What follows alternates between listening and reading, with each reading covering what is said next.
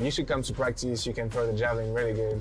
And then eventually he saw. Ladies and gentlemen, let's go. We're here day 2, Kingston, Jamaica. Grand Slam track day 2. How's everyone doing today? Leave your feelings down below. You excited? You anxious? Or are you tired? Depends on where you're at in the world.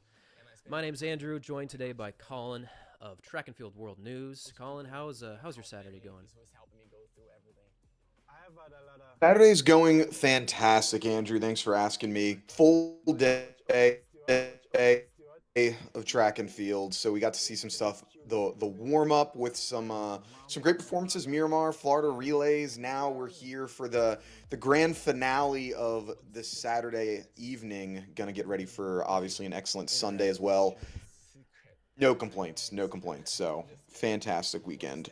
Yeah, We have ahead of us. I think How about you? we're getting about as much track as you'd get in the very middle of like a World Championship week or an Olympic week. You know, it's just day, night. This one's a 3-hour long production. It's just fantastic. And yesterday we had our very first day of Grand Slam track, and things went really, really well. We had Kenny Bednarek pulling an upset on the men's 100. We had Oblique Seville just behind him. We had a shocking race in the men's 5,000. We had Grant Fisher with a 51-second final lap. United States going 1-2-3.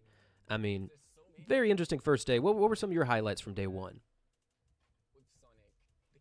For me, I mean, the Christopher Bailey win was huge. I thought that was massive. I think he's positioning himself to be a contender. No longer just wanting to be that relay guy, no longer just wanting to be, the just a part of the conversation. He wants to be the conversation. He wants to be that guy, and I thought that he stepped up in a massive way against some great competition.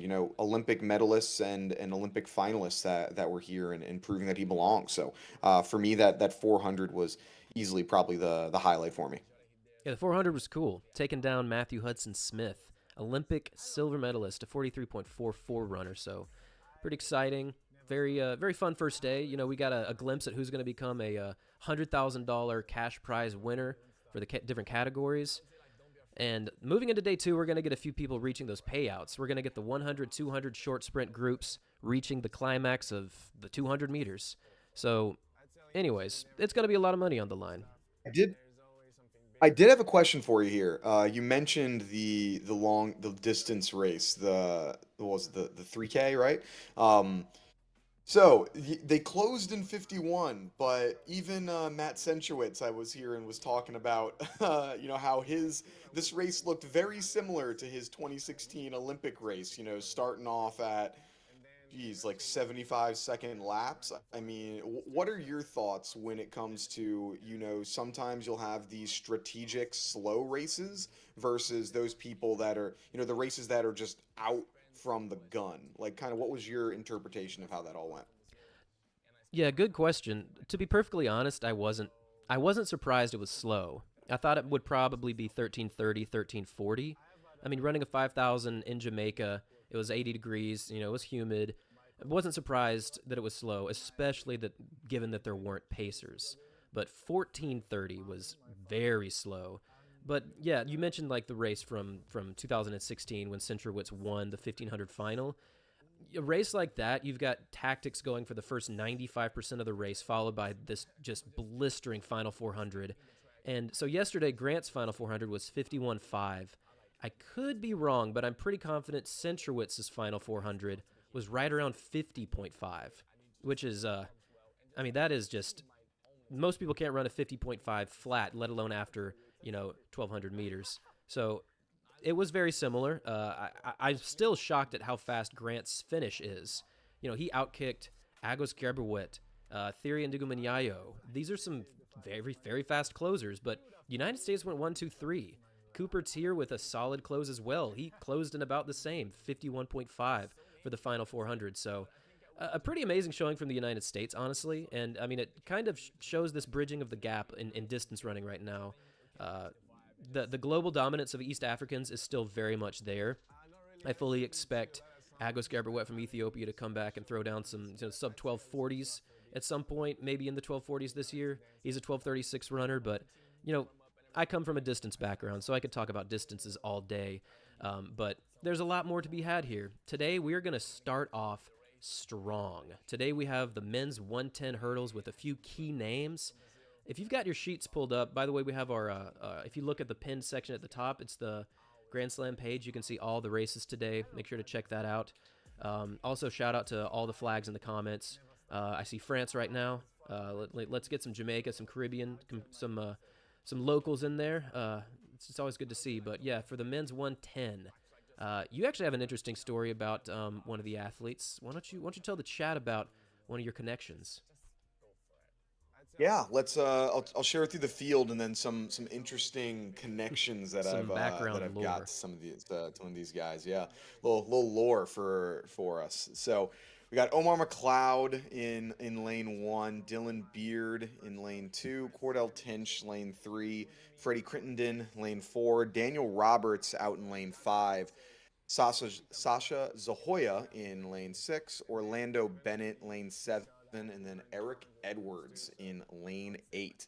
And so some interesting connections that I have. So Mr. Dylan Beard. So this was my sophomore year of college. No. My freshman year of college. Sophomore year. I can't remember. It was one of those two. And so I went to Mount St. Mary's. I was a pole vaulter, as for those of you that may know. It's a very tiny school in Maryland, Emmitsburg, Maryland, Division I school. You should go and run there. Everyone should. And so Dylan Beard was actually the guy that did I was his host for when he toured and took his official visit at Mount St. Mary's. So he came with me and he stayed in my dorm room. We did showed him around, and I think we even played basketball with the team that day or the next day. And what's interesting. So he was good for sure. He was a good runner. If you had told me that he would at some point get the world lead, I would not believe you at all. He went to Wagner. He was a conference champion. He was a strong performer, and then he transferred to Hampton or Howard. I think it was Howard, maybe.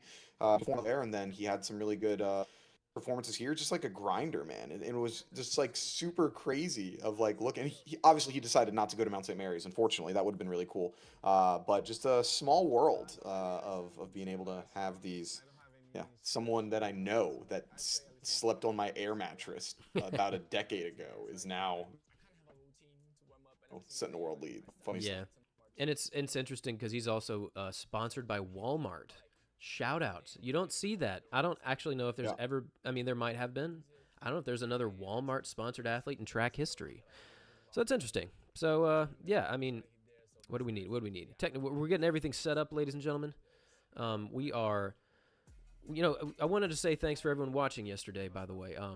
There were some technical issues we worked through, and I want to give a shout out to the media and production team on site in Jamaica. Without them, this is not possible. And trust me, they're running around, putting together all these pieces, and I appreciate all of your patience. We're working to put everything together in the best production possible. Again, this is the very first installment of 4 slams this year, so it can only get better, and it will get better. So we are going to, oh, look, pictures. We're live. We got some shots of the stadium. Athletes might be coming in a second. Nice. We're gonna get various different angles today, and we're gonna see some different shots at the same time. Looks like so. You can see the crowd a lot healthier on the bottom left here. I was told by many that the Jamaicans are much more likely to come out on Saturday and Sunday. The weekend really turns up. So even so, yesterday the crowd really was pushing a lot of sound coming from the stadium. So I mean, a great audience, great atmosphere in Jamaica, to no surprise. But it looks like we've got another pretty just beautiful day in Jamaica. You've got your beautiful skies, temperatures around 80 degrees Fahrenheit, no rain, no wind. Well, there might be wind. I need to check on that, but looking like good conditions for a good track race. Yeah, we should have a really good one here. Great clear weather, not much rain, so gotta love that. Overall, super excited for this performance. But Andrew, had some questions for you. I know. So today, it's been an action-packed kind of, I'd say, the last 24 hours with track and field. So as we're Mm. waiting for things to kind of get started, I know we talked about this a little bit before the show, but we saw, a racer that's going to be running later on today in the 200, Mr. Fred Curley, who had shown an appearance on a podcast of sorts, kind of blowing up with some comments here with saying he's Noah Lyles isn't on his level, and he's performing at a higher level, everything like that. I think stirring the pot when it comes to track and field, which is really new for our sport, like that doesn't happen very often. The rival between the two, I think this can kind of play as we go throughout the year, and maybe even potentially, we see Noah join as a challenger races. How do you think this helps with those types of storylines?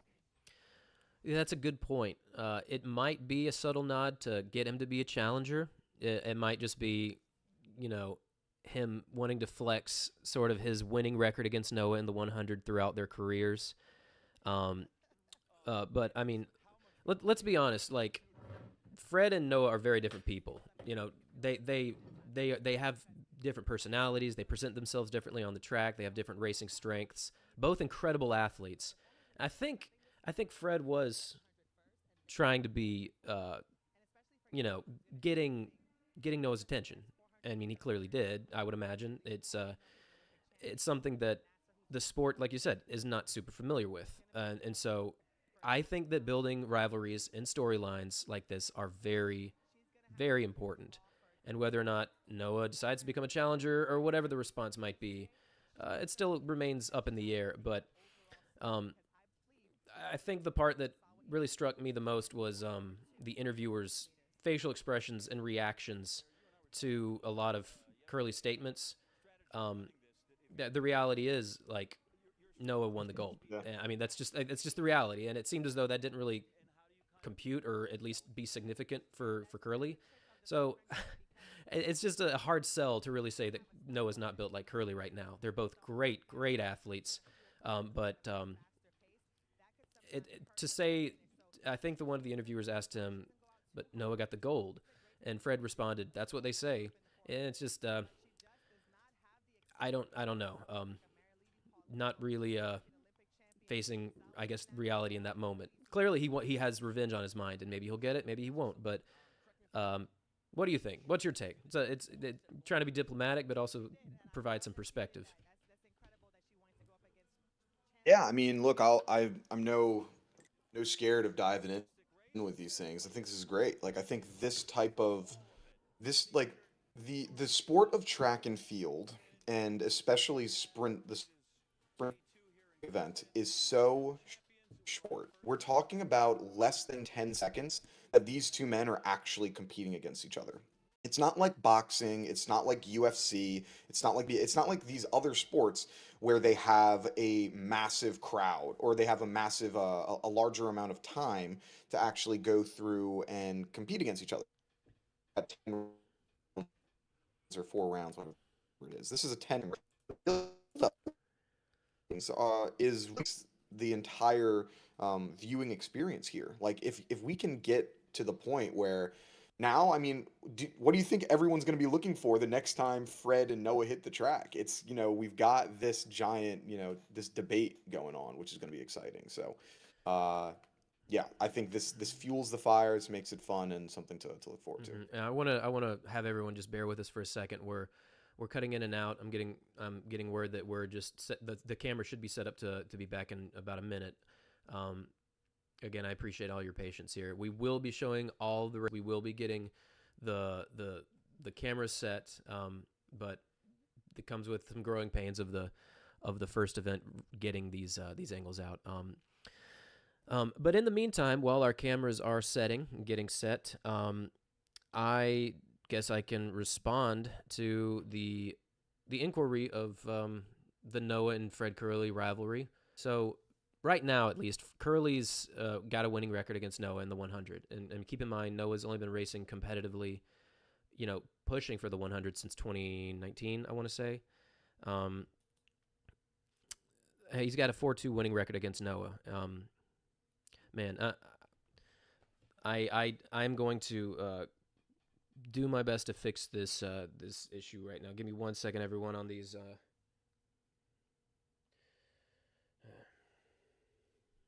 I'm gonna see if I can get any audio too. Yeah, I mean, the audio and the visuals are kind of going audio a little skipping as well for yeah, them. a little wonky.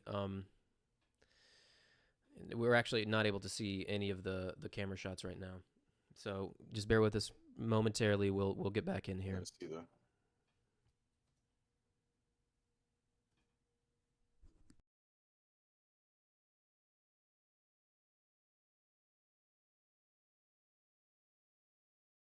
Okay, yeah. Just bear with us, ladies and gentlemen. We're doing the best we can on the ground floor in Kingston. Not exactly sure. We're getting a few pixels. Hell yeah. Let's jump into that. Again, I do want to. Getting a few pixels. I do want to. Yeah, this is shout outs to the mid '90s TV, like slapping the top of your TV to get the camera shot in there correctly. But yeah, yeah, I know Luis Wilson. Yeah, it's can't view anything right now. I mean, doing our best here, everyone. Apologies on the front. Give me just a moment. Wait, what? Jumpman stream is good? Looks like Jumpman stream is good. Head over to his for a minute. Come back. Goodness. Like restarting. I mean, we can try. Why don't we're gonna jump off and jump back on. Give us just a moment, everyone. This is so unfortunate, but okay, I think we're back. I just got to go live now. All right, we should be back in, everyone. Yeah, it looks like we're good. You're not in the Matrix, Osri Rochman. You're not in the Matrix, but we are. Peacock's audio cut out for a while too. Yeah, there seems to be issues in a lot of locations. We have a different stream that we can log into, but this one looks to be smooth now.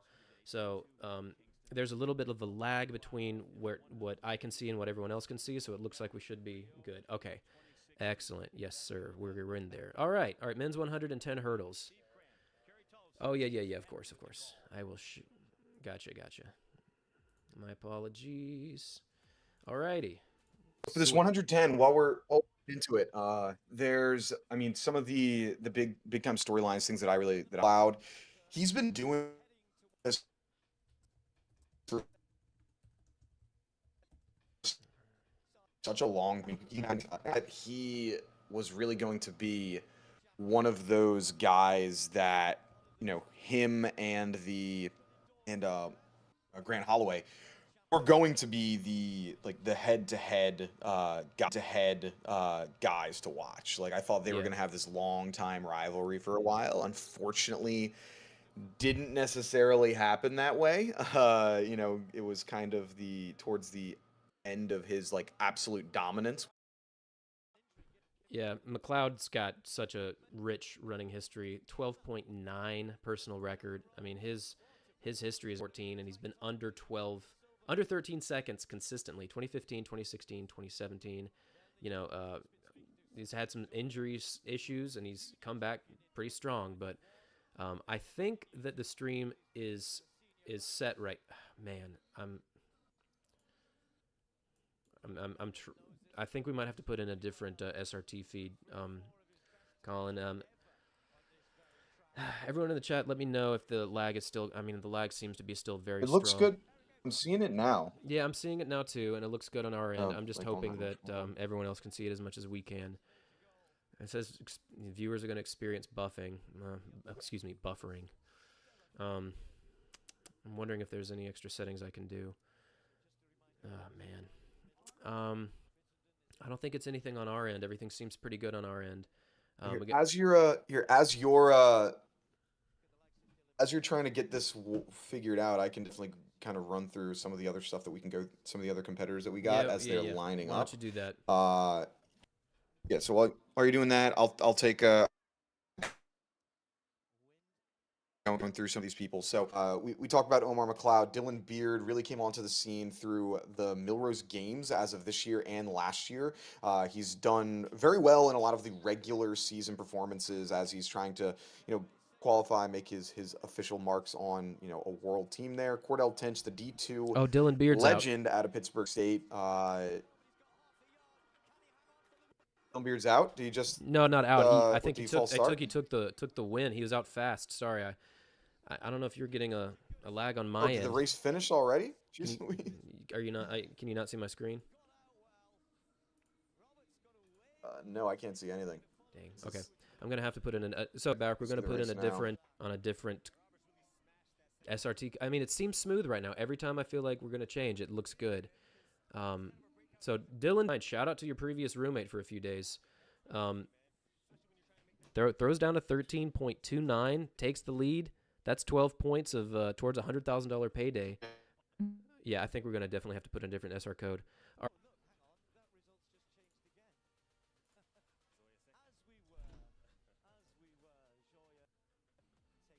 Can't see it, by the way. Yeah. Okay. We're back, ladies and gentlemen. Apologies about that. Technical difficulties, but we're gonna fix them. I got a brand new SRT code, and that right there is gonna help us, I believe. Looks like things are running smoothly. There's no glitching. Okay, we're in there. Let's get into some of the results. Shout out Dylan Beard. Should have been an Mount alumni. Did we stop?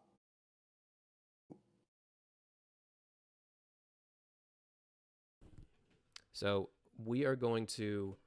We stop? No, I didn't stop. We're still on here. It's just when sharing my screen, it lags tragically. I think we're just going to keep it live like this. I know it's not in the same timeline for you. We're going to try to get this. If it pulls Sharma, we're going to get this figured out. Don't worry. Well, Stir Hill, thank you for everyone sticking around. Growing pains, am I right? Anyways, Dylan Beard with a famous win, 13.29, I believe. I need a live results page. Okay. Second event coming up. Second event coming up. A very exciting men's 200. We actually have two separate 200-meter races today. The first one is the long sprint, so the 400-200 double. We got Vernon Norwood, Busang Kebenachik, I think that's how you pronounce it, DeAndre Watkin, Jareem Richards, Musala Samukonga, Matthew Hudson Smith, Christopher Bailey, and Zandrian Barnes. Okay. And the sound will come in and out of the actual track meet, but right now, I think we're looking good. The connection says excellent. How is everyone viewing the stream? Is it better? Where are we at right now? Let us know so we can make sure you're getting a good viewing experience. What are your thoughts? So we have two different 200s going on. Obviously, they're two different groups. One's 200, 400, one's 100, 200. What are your thoughts on how we have kind of both of these competing at the same meet to be, champions, but just in a slightly different event? What are your thoughts? Remind me what you just said again. So we have the 200, 400, right? And we have the 100, 200. And they're both running the 200 today. And so, yes. What are your thoughts on how we've got these two groups that are going to be 200-meter champions, but they're, same event, but different? I mean, it's definitely an interesting dynamic to this, I would say. Two completely different running styles. The longer sprints, 400, 200, and the shorter ones, 100, 200. I mean, it would be cool to see something like Kenny Bednarek race against Vernon Norwood. Maybe there's some chance of that happening in the future. Yeah, it looks like our stream's a lot healthier now. Appreciate all of y'all sticking around. Yeah, I mean, the 200 is that perfect middle ground for just sprinters. And I mean, it shows if you're good at the 200, you're probably pretty good at the 400, and you're probably good at the 100. But obviously, you've got different sprinters with different strengths. And looks like we got the 200 men on the track right now. This is including Christopher Bailey, who took yesterday's 400. We've got Vernon Norwood, Olympic 4x400 gold medalist. entering the track right now. This is going to be extremely exciting. Just had the men's 110, part of this, the short hurdles, their first race, and we move in now to the long sprints. These gentlemen, Vernon Norwood and the like, have raced the 400 already, and now it's time for the half lap. This is one of the races I was looking forward to, John, the men's long sprints. We're going to be crowning our first champion, a Grand Slam champion. Vernon was in the mix for the 400, but a lane 1 draw for someone as tall as he is, with little experience in the deuce, does not help his chances as winning the Grand Slam. But this is also going to feature Chris Bailey, who won the 400 in stellar fashion, hasn't run a 200 in 6 years competitively. So who do you got in this, we'll see in what this he 200 can do. here? He has a much better lane draw out in I lane think 7. Richards Really is, been some is a great prime progress by 200 Christopher greatness. Bailey. Was at Tennessee, didn't really have a spot for him. He goes to Arkansas, has a previous great, world indoor champion. great 1 year there. Granted, that was the 400. In Fayetteville with but the I feel like he's Hogs, got comes some, out some here solid speed. and has run really well onto the Olympic team. I mean, it's a good question. I feel like Matthew Here's a guy Hudson-Smith that knows could a throw thing or down two something about the really 200, impressive. though. It seems like he's got some He has to be your explosiveness. favorite here in the 200. He But has I feel competed like we at the shouldn't World sleep on Championships Christopher and the Bailey right Olympics now. in this You know, discipline, has he the was fastest powering time away in by that 400 far. yesterday. Has run The 200 could be an event that where he was throws down a something few years impressive. ago, so we'll see A sub what 20 kind is of going to shape be he's in. Matthew difficult. It's Hudson-Smith, just going to be a Olympic challenge. silver medalist Not in the impossible, 400 meters, but finished I second think in he's the upset it might surprise be like Chris Bailey. So the win not there, quite in his Matthew wheelhouse Hudson, for anyone to go another sub 20 very today. deep. We What do you haven't what do you have? mentioned Kamukanga, who also ran well yesterday. Look, I hear you, Bronze medalist in the but I 400 don't meters. hear you. Jareem Richards is running away with this thing. It's not even going to be close. I don't even know why they're honestly running this race. Jareem Richards is going to dog walk everyone here. He's got that dog in him. He's got his bib says Jareem the Dream. What are we talking about? Best foot speed, best PR. I feel like he's going to walk away with it, and he needs a win in order to put himself in a position.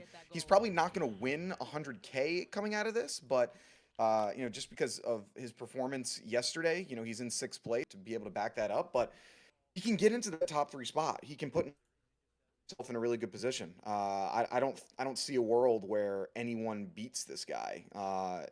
I've been wrong before, but I don't think I'm going to be wrong today, and you can take that to the bank. I actually am curious. Has he gone sub 20 before? His 200 best is Kareem? 1980. I shouldn't. Dang, yeah, he's Yeah, way under. He's got the best PR in here. I was gonna. Yeah. Yeah, he's got the best 200-meter PR in this thing. By oh, a yeah. long no, shot. He's gonna do great. Yeah, like the next best PR is Vernon Norwood with a 20.3. Oh like, man.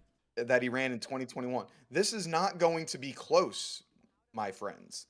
He's Man. a half a second better than everyone in the field. This Shout is out. going to be a crazy level of dominance. Yeah. Okay, so Jareem gonna win. That's what I'm getting from you. Let's take a look Yeah. at some of these athlete profiles we got. We got Vernon with the quote of the day: kicking year 10 off at the fastest and with the fastest Grand Slam track. I mean, this is he's the, I've said it before, he's like your supportive, emotional older brother, a man who can give you the best advice, arm wrestle you to death, and also hug you until you feel better. A mentor and a great name representing New Balance.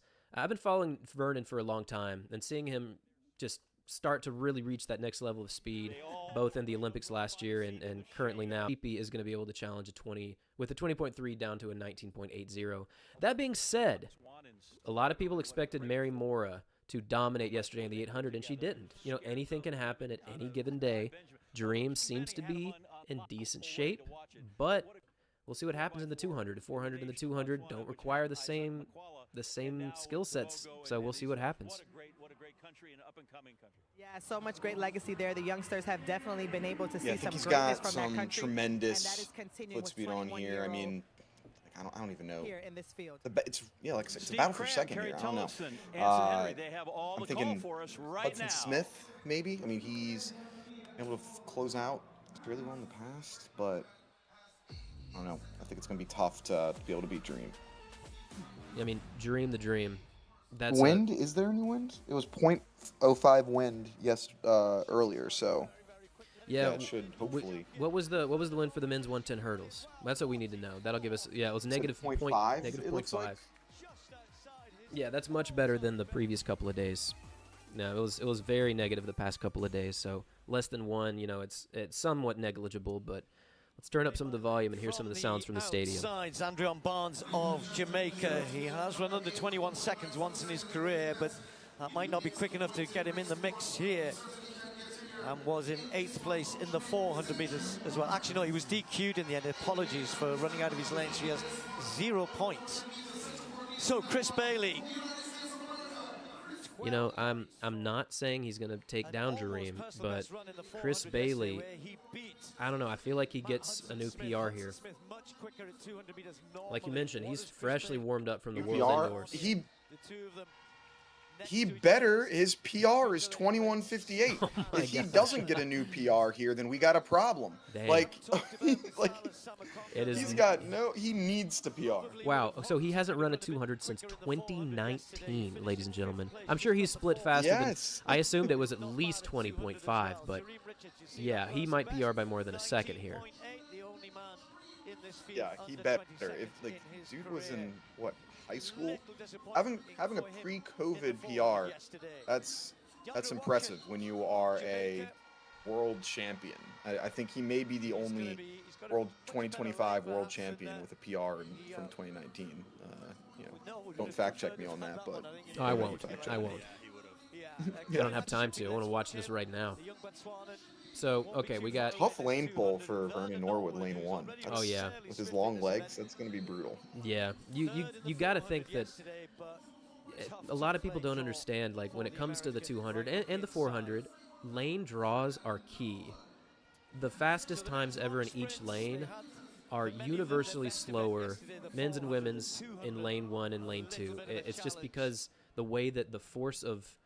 your body you just can't run as fast. You need a little bit of extra slow turn. If you're turning super quickly, you lose speed and you have to balance yourself. So athletes are now getting in the blocks. We see Vernon lane 1. It's going to be a definite a burner here.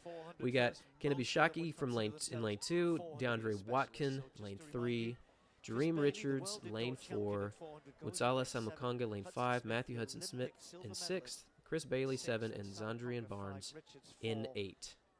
And right on the inside, watch Norwood in lane 1. 6. Chris Bailey actually gets out pretty sharp. Hudson Smith has made up some ground on him. Samukonga going well as well around the bend. Vernon Norwood with some work to do right on the inside. And also going well, Kevin Nat Shippey, but there's not much to choose between them. Matt Hudson's got some work to do to get amongst it. And the wow, look at this. Quickly, Matthew Hudson Smith moving. Okay. Yeah, just wait. This is right in the middle this is why we forging keep our their way predictions forward. somewhat conservative. I want to apologize if I just totally pop filtered the heck out of everyone, because that was loud. Matthew Hudson Smith coming from behind with a pretty famous win. Insane. 20.77 over Richards, Wow. 20.81. Did you see that coming? That is going to be clipped of me saying there's no chance in hell Jareem loses. And then 2 minutes later, Jareem did in fact lose. That was tough. Welcome to live entertainment where Colin is wrong often. So that was brutal. A great race from Matthew Hudson Smith. I mean, I didn't see that coming from him. I mean, what he had, coming in as a 2034, going up against a 19.8, like that's not easy to do. And wait, where did Christopher Bailey land? Because that might have got him the win for. Good question. No, it definitely did. So Matthew Hudson Smith is your first Grand Slam winner, walking home with 100K. Hope he does a money spread on the track. We'll have to see. But yeah, he's going to be coming home with 100,000. I mean, yeah, there's rumor that congrats to him. One of the few That's blimps that still exist are going to come by and rain down 100,000. So it's going to be an exciting payday for him. Obviously, I'm joking. That'd be awesome. That's why they have the Grand Slam track giant square in the center for the money placement. Yeah, that was a big upset. I don't think many people saw that coming. Yeah, that was impressive. Impressive win for him. First Grand Slam winner here, walking home with 100 bands. If you won 100K right now, Andrew, what would you spend it on? What would be the first thing that you're spending your 100K on? points, you've pretty much nailed it. There'll be one or two who might end up with 24. To be honest, though, this kind of makes sense. Yeah, I think that Matthew Hudson, after last year's silver in the Olympics, he's hungry this year. I'm not exactly sure what the thumb-sucking pose means. I might not be cool enough to get it, but, you know, like, I feel like he's bringing some swag. Oh, he's rocking the baby to sleep. Okay, it makes sense. It makes perfect sense. Told you, cooler than me. But, you know, last year after his 400 silver, where he was in the lead and somehow Quincy Hall just catches him at the line by .04, was not happy about the loss. In fact, I remember he let out a pretty popular curse word when he crossed the finish line, and now he's got to be hungry, like so close to tasting the highest medal in all of track. Man, that can change a man. So there's the result of the slam. What would you spend your 100K on if you Smith won? with 20 points. Ooh, Chris Bailey, good question. 16. Norwood and Jareem Richards with 11 You know, points I might each. have to put a That bid then in goes for down those to, Steve their performance. Prefontaine But let's track just have a spikes that quick went on word auction. with our winner I there. think they were Wonder up how to he's about feeling. 60K. Ooh. I'm just kidding. Well done, Matt. Our Grand Slam track men's Yeah, that'd be long a sprint smart, champion, Matt smart Hudson move. Smart Smith. investment. How does Yeah, that you're investing sound? in the sport It was great itself. to get the first one. I'm No, really, paying off some grateful debts at to first, be no at the first doubt. inaugural Grand Slam Championship, especially in Jamaica. Oh, let's So I'm hear sprinting, Matthew so yeah, it's Hudson. amazing to get the first one out of the way. And let's get down to brass tacks. $100,000 US. What are you going to spend that Can you on? hear him speak? I I'm can't gonna change my hear number any, for one, and then audio from it I don't yet. know. I'm I'm just gonna save it. online. I made a lot of big purchases, so I think I'm getting near to the end of my career, so it's time to start saving and start preparing for the next chapter. And we've got another one in Miami, another one in LA, another one in Philly. But as for us here in Kingston, massive congratulations. Thank you, thank you. Yeah, that's a We're couple not of great saying races. that But Matthew Hudson Smith doesn't So, want to share. we're gonna take this time to set up the stream for better consistent quality. Colin, I'm sending you, if you want to download the OBS software so we can share the screen, I sent you a code. You can put that in, and I'll send you the password. It's a little difficult to get in there, but I'm going to send it to you. Because of his efforts yesterday in the men's 400. You What a might be great able start to a to. Grand Slam championship win. I love the Let's see. excitement. The fans were into it. It was awesome. We talk about it, and now it's real. Oh yeah, I'm not gonna be able to That's download 100,000. OBS onto this machine, Got that unfortunately. kind of bank. 50K, that's Okay. good paper for Chris Bailey as well. Nikki Hiltz, they lead after the 800 in the short distance group. Hiltz on the track for the 1500. 100,000 coming their way. All right. By that.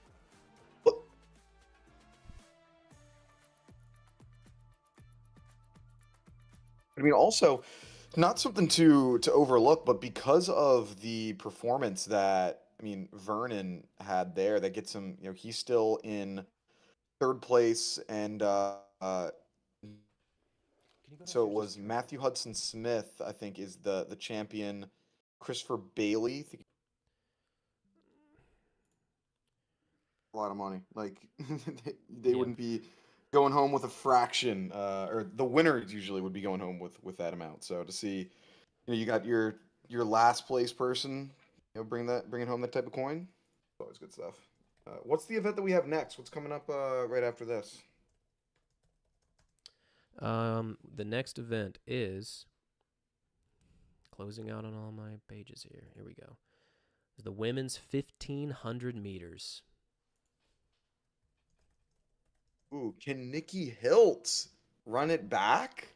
Yeah, I think she's got a great chance. That was an that was an impressive. That was an impressive race by her yesterday, by them yesterday. I was extremely surprised that that's not really their main, I guess, event, you could say. And so to come out with a win and then going into your one of your top events, like, that confidence has to be through the roof. Nikki's been on a really great trajectory recently, which is exciting to see. Yeah, and I think, Jessica Hull is a 350 1,500 runner, and she PR'd yesterday in the 800. And as the silver medalist in the Olympics, she's got to be up there as a favorite to win this in the 15. She's a 1,500 primary runner. I feel like Nikki is both 1,500 and 8. But it's gonna be a battle. I feel like this is we're likely to see a race that isn't quite as tactical as yesterday in the in the men's 5,000. It is the 1,500, but we're looking at, like, when you're on the second race, the first race, you're kind of seeing the 100K, you're kind of seeing it on the horizon, but now you're on the horizon, but now you're closing in on it. So you got to think that there's going to be a little bit more adrenaline kicking in, and then we might see some more, just bold racing tactics. Which would you say is your favorite to watch or to experience? The races that are another great aerial shot of the slower, National more Stadium tactical, here. there's a lot more Kingston, strategy, Jamaica, or Grand do you Slam like it where track, people are just going Slam out, Day 2 from the jump? Get ready now for the second race, short distance race 2. That's the 1,500 meters. And the 1,500 meter runners, Matthew Centrowitz, shine in the 2. What do we got for 3 and not quite 4? 3 3/4. I can only imagine that they'll be shining listen to even some of the more sounds in of the their track. Give us just a moment. event. Out of the top 3 yesterday, I think the one thing about Nikki going into the 1,500 is they have the slowest PR out of Jess and Deribe. So unless this race goes significantly under 4 minutes, which I do not anticipate it doing, that would be the only way that I see Nikki really falling off the pace there. But I think Nikki did a nice job yesterday. They mentioned about taking the pace early to kind of take the sting out of some of their legs. So I think they're running on fatigue legs. I think Nikki continues their dominance.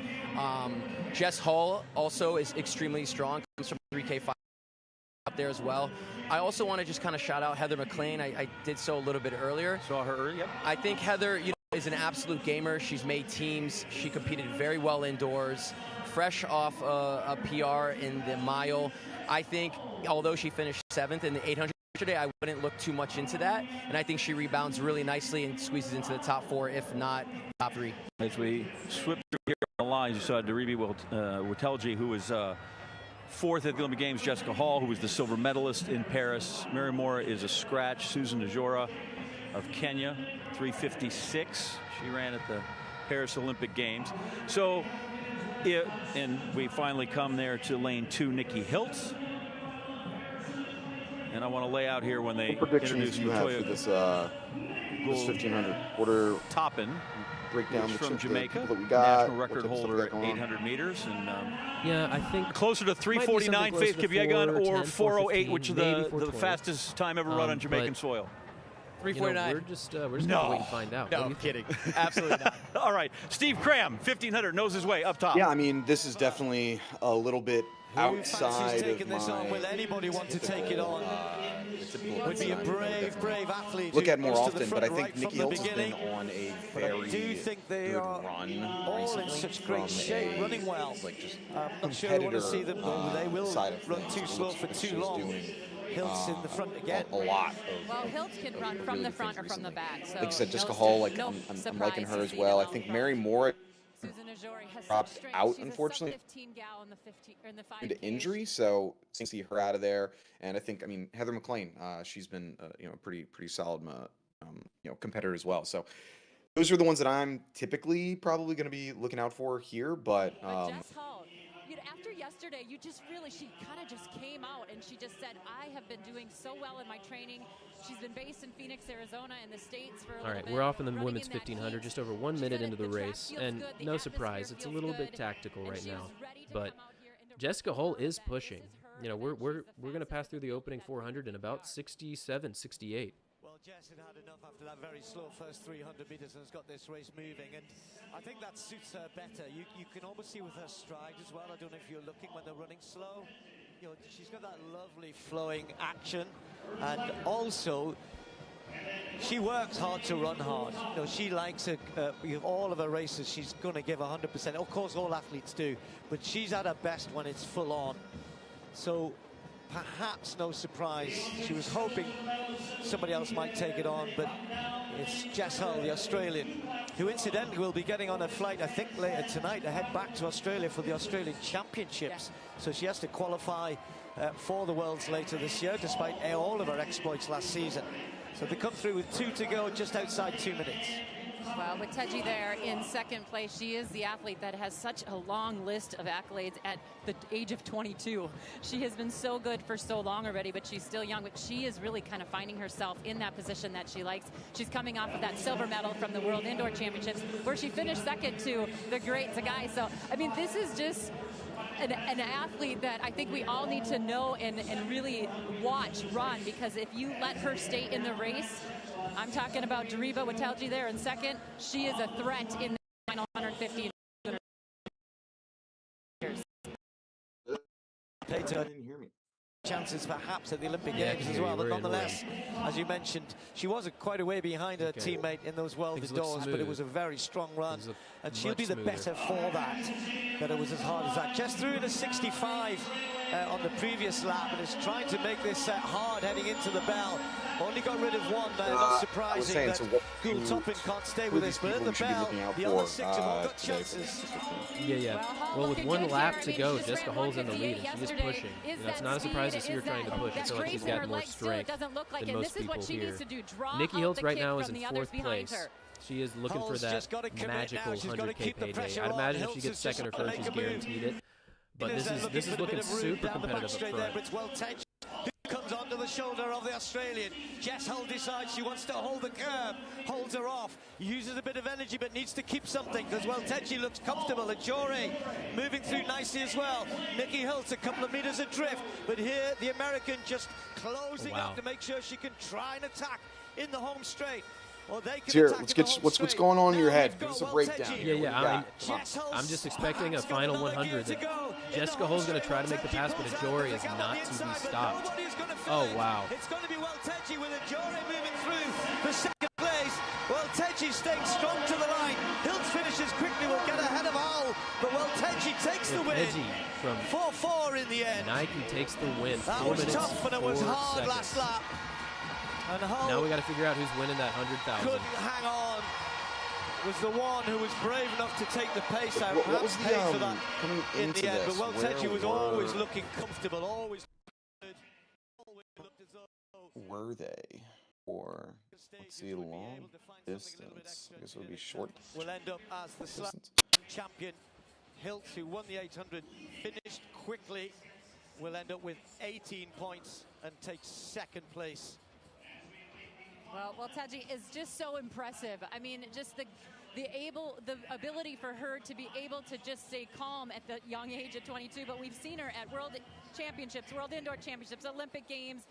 She is somebody that I think is going to be the superstar for many years to come. And a big race for Susan Ajori. She's got to be pumped about that. Look at her. I mean, just pumped. And Nikki Hiltz, still smiling. They're always having fun.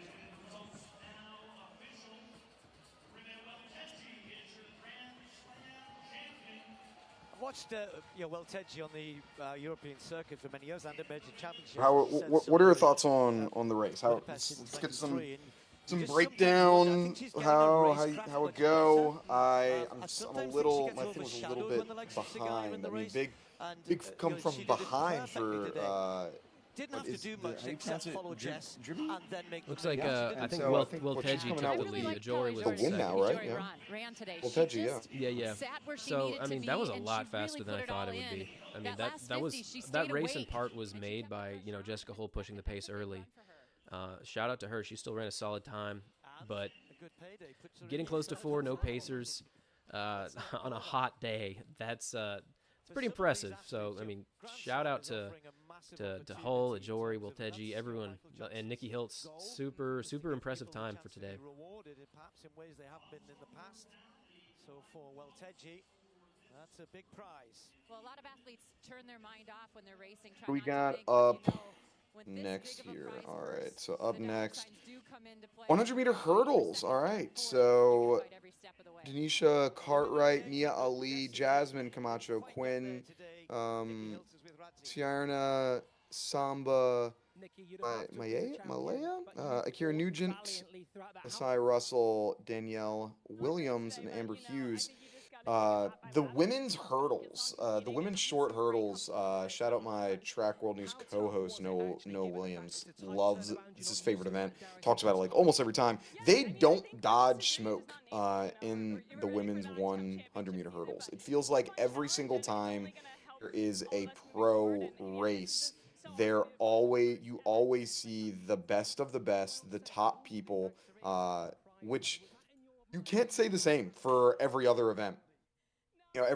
Sometimes you'll see some top individuals, sometimes not, but it seems like it's always one of the best races that you can get whenever we got the women's 100 hurdles going down. What are your kind of thoughts on this event that we got going on? I think it's the most consistent, top-performing event in track right now.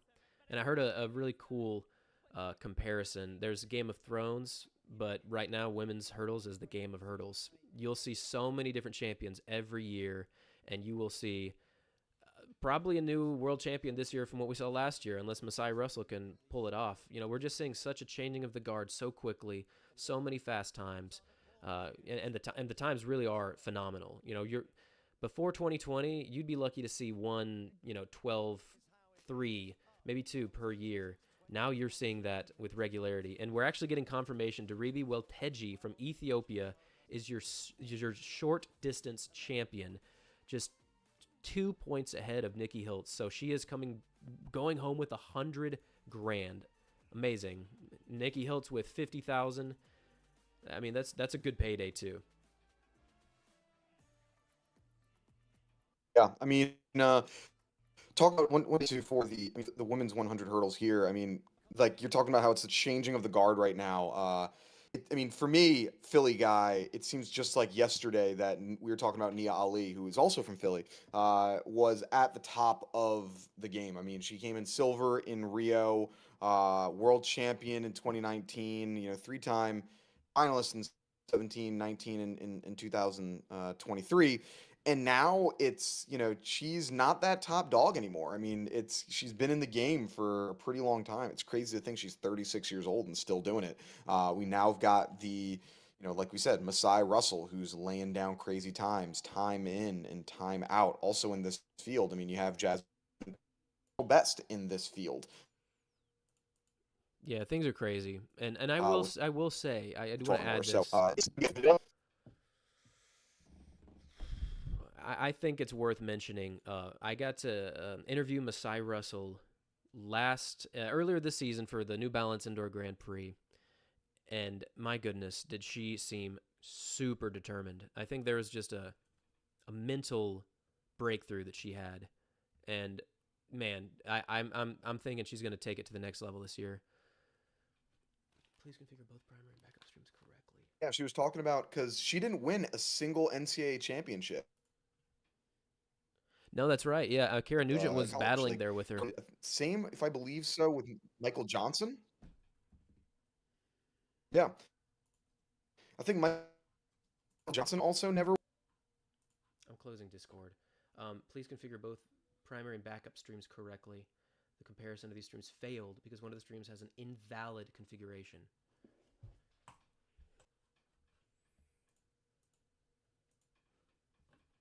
All right. Everyone, apologies about all of the issues. We're getting back in,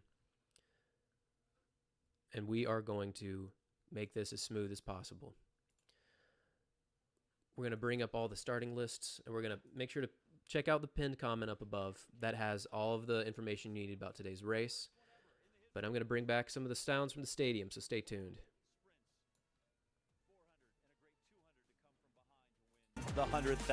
Daribi Welteji. Matthew, she looked like she let Jessica Hull do a lot of the work there for 1,200, 1,300 of it, 1,300 meters of it, and then off I go to take the money. Well, Teji looked amazing, and honestly, I hope I predict the men's 15 a lot better than I did there in the women's 1,500, because I got to tell you, I did not think that Nikki, especially after their PR, also with Jess's PB, I just felt that they were probably in the best shape of their careers, and I think they might have been a little fatigued from it today. But Watelji looked unbelievable. I think with 150 to go, it looked like it was sealed, done, and she was cruising. To come out and win his second best event the way that he did shows that his training is going well, and maybe he's doing a little bit more speed work than endurance work right now. We're not sure where in the training cycle these athletes are. Yep. But he certainly came out and looked like an Olympic silver medalist from the 400, the way he dominated that field. It was a great run for him and a nice first win as well for the Grand Slam. Next on the docket is the women's short hurdles. And this is a really, really deep event, not just here at Grand Slam, across the world. And Michael is all about building rivalries. But that doesn't mean you got to be disagreeable. Honestly, people, watch Akira Nugent and Danielle Williams. Ah! Does that work?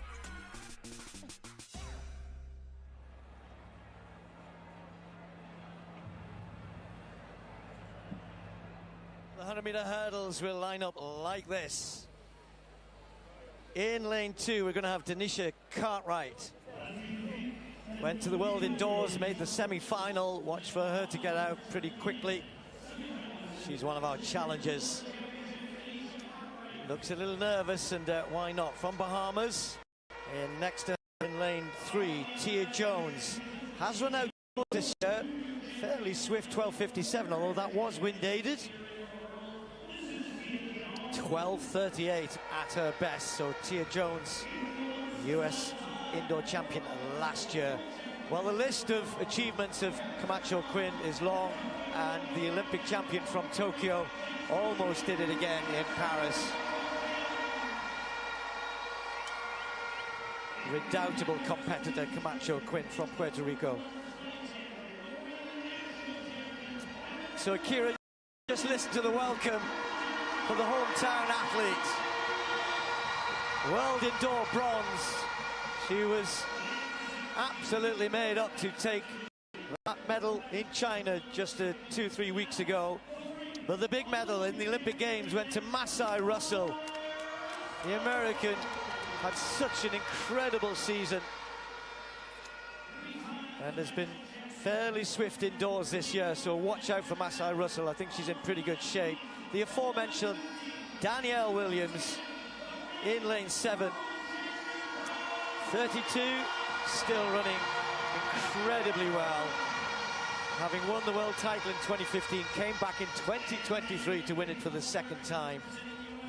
And then Amber Hughes of the USA, another semi-finalist from the World Indoor Championships just held recently in China. Well, Nugent is already looking forward to, I saw a quote from her saying, well, I'm the best 100-meter runner in this field, so as long as I go well.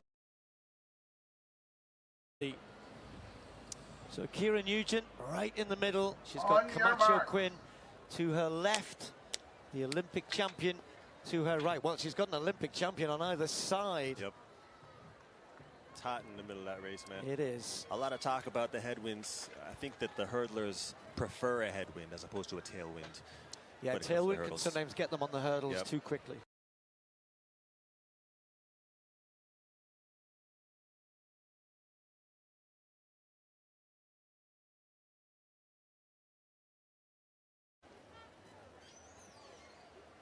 Set.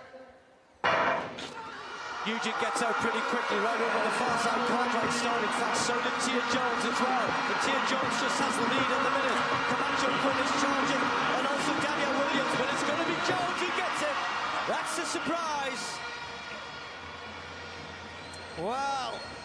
You look at all the big names, and if you ran this race a bunch of times, you might get a whole host of different results, but on this occasion, sometimes just having been out in the season, having run a few races, she's done that just recently, that helps a lot. All right, ladies and gentlemen, Tia Jones takes the looks win. like our stream is back smooth. Let us know if you're having any issues, but growing pains. And being in America, that doesn't Not even a surprise that the necessarily women's mean you're 100 gonna make hurdles the was a baller But race. just in general, if you run 12, Jasmine you have a Camacho chance Quinn, at any Olympic race. champion. Masai So she Russell, beat Olympic The champion. Olympic champion. She beat former champion Tia Jones Danielle comes up Williams. for the W. 1263 into my minus 1.4. I think you're in the 12.4 range. And for a competition at this time of the year, I think that's extremely impressive. It's not no secret. Tia's been dealing with a lot of off-the-track drama. So for her to come here and pull out a victory, I mean, it's a testament to how strong she is mentally, because there's been a lot going on with her. Silver on the far side. I mean, Cartwright got out very, very quickly indeed. And that helps Jones, because Jones then is really nicely into running. No mistakes, clean hurdling pretty much all the way. Maybe just clipped one there, but stayed strong off the last barrier. Kept that momentum right through to the line. Camacho Quinn, who normally can't finish so quickly as well. Russell never quite got into it, which is a bit of a surprise there. It just seemed to be lacking a bit of gas there in the last, over the last 2-3 flights. But for Tia Jones, that really has set us up beautifully going into the 100 meters. It's a huge win. Going into the 100, you would say that Nugent and Masai may have an advantage there, but you can't hit on 12 points, man. Really coming through at the end. I thought that Danielle Williams was going to hold on. And in the middle of the race, when you're at home, you feel the energy of the crowd. You can expect to come through a little bit harder. But Tia Jones, huge win. So two of our challengers come out on top there. Tia Jones and Danielle Williams. Ahead of the races, Camacho Quinn, Nugent and Russell. So they had to settle for the middle points, if you like. 100 meters that afternoon. But the 12 points goes to the American.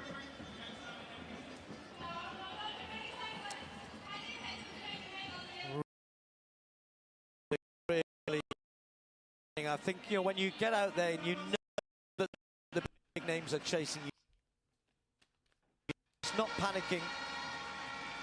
Kept the tin neck really well. Anyway, 12 points for Jones. Daniel 8, Camacho Quinn 6, and Nugent with 5. Don't write off Russell though.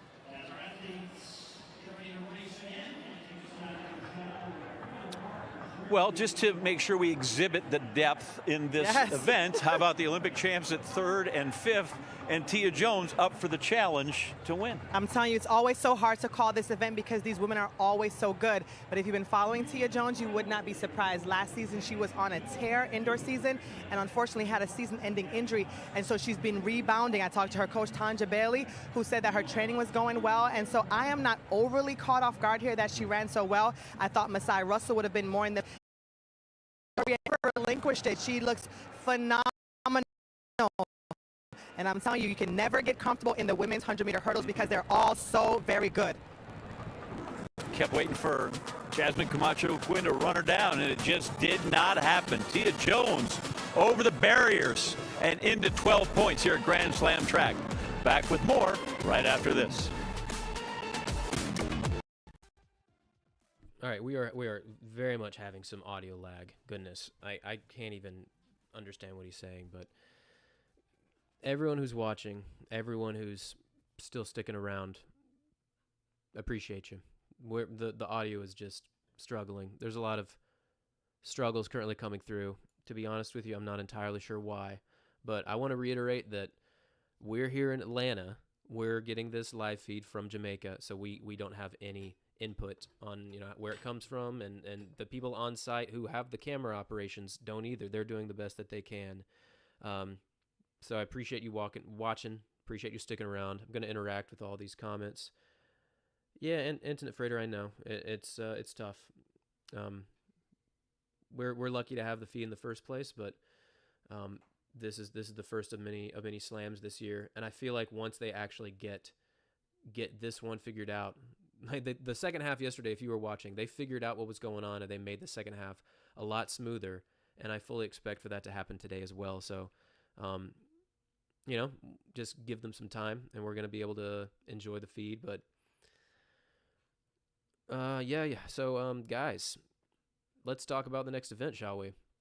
Women's 100 meters. Alana Reed, Kimba Nelson, Jenna Prandini, Daryl Nita, Melissa Jefferson, Tamara Clark, Jasius Sears, and Jodine Williams. So we got a healthy balance of some Jamaican powerhouse sprinters, some United States athletes. Melissa Jefferson was last year's Olympic bronze medalist in the 100, coming up right behind Sha'Carri Richardson, and obviously Julian Alfred took that famous gold. We could see some more quick times. Leave your thoughts on what times you think are going to be hit here.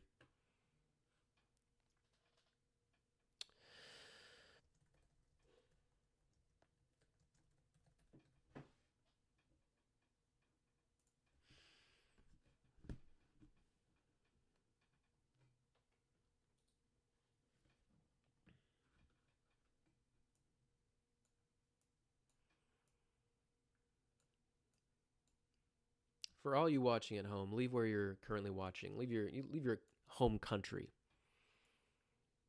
And if you're rooting for anyone here on the stream in this women's 200, leave your home country's position.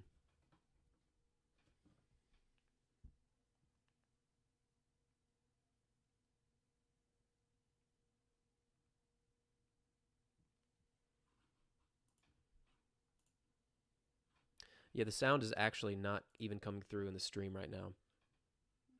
I'm not even able to hear anything currently in the stream, so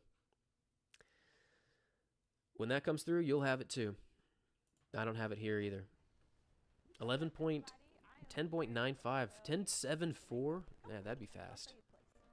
That would be very fast.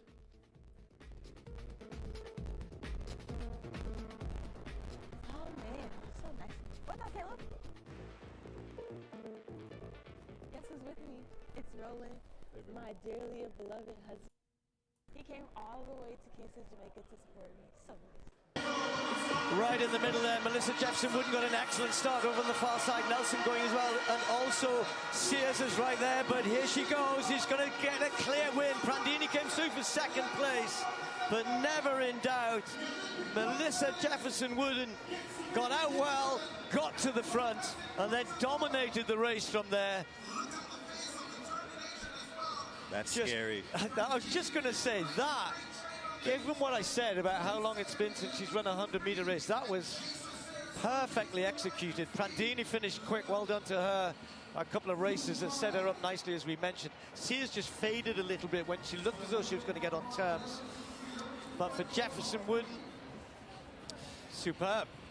Yeah, Sears usually a strong finisher. Maybe a lot of focus on the early part of the race in the indoor season, but Jefferson is known as a starter. So to see her pull through the latter part of the race like that is what is scaring me.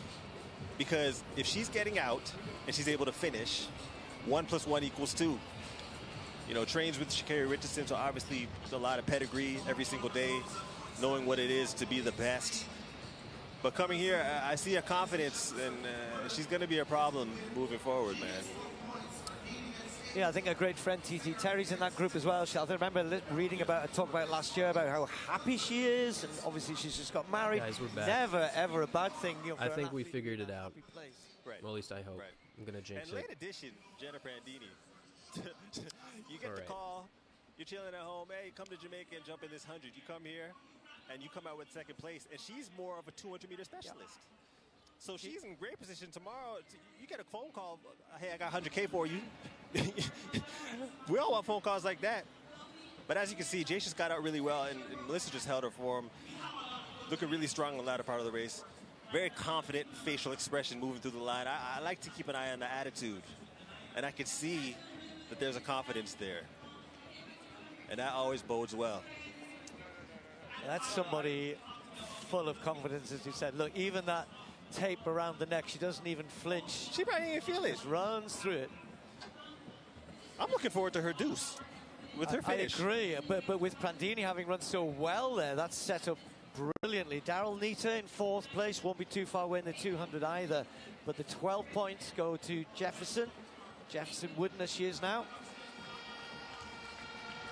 Can we also give big props to Prandini, who's 32 years old? I mean, she's been around for a long time. She won U.S. champs in 2015 and 2018.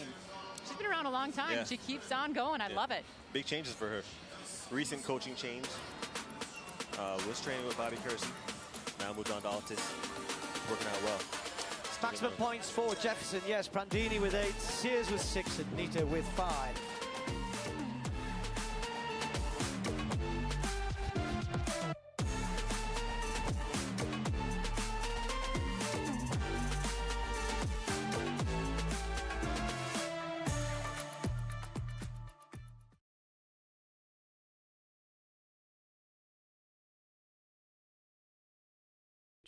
Ladies and gentlemen, Grand Slam Track Day 2 technical difficulties continues. Thanks for sticking around.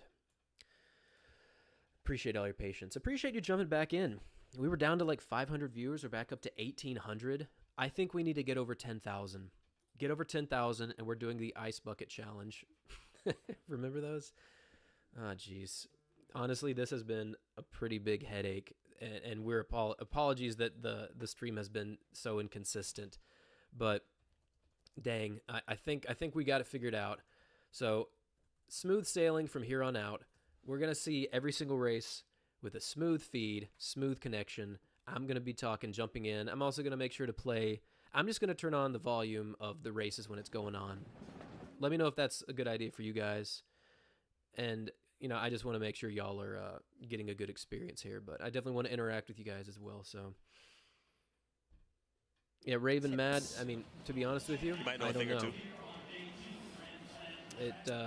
It's I wonder I how think he's it was a coping with being combination the of boss. some of the Well, he's always been the boss. on-screen he's cameras alright were having a with it. difficult Comes time across the road, feeding he's up to alright with it. here. Don't you think, though, But, in this sport, hopefully everything's the figured out by intensity now. that it takes to run the 2 or the 4, like MJ, or Yeah, the I'm strength you telling you, have to run the bring back the 5,000, Ice like, Bucket Challenge. So many people say, aren't you nervous to do certain things? And I have said, try to. All right, 1,900. We're getting up to 2,000.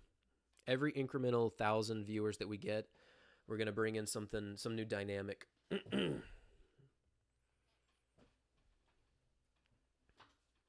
Occasionally, I feel like there's this bots that get thrown into live streams, and they get like 50,000 at a time.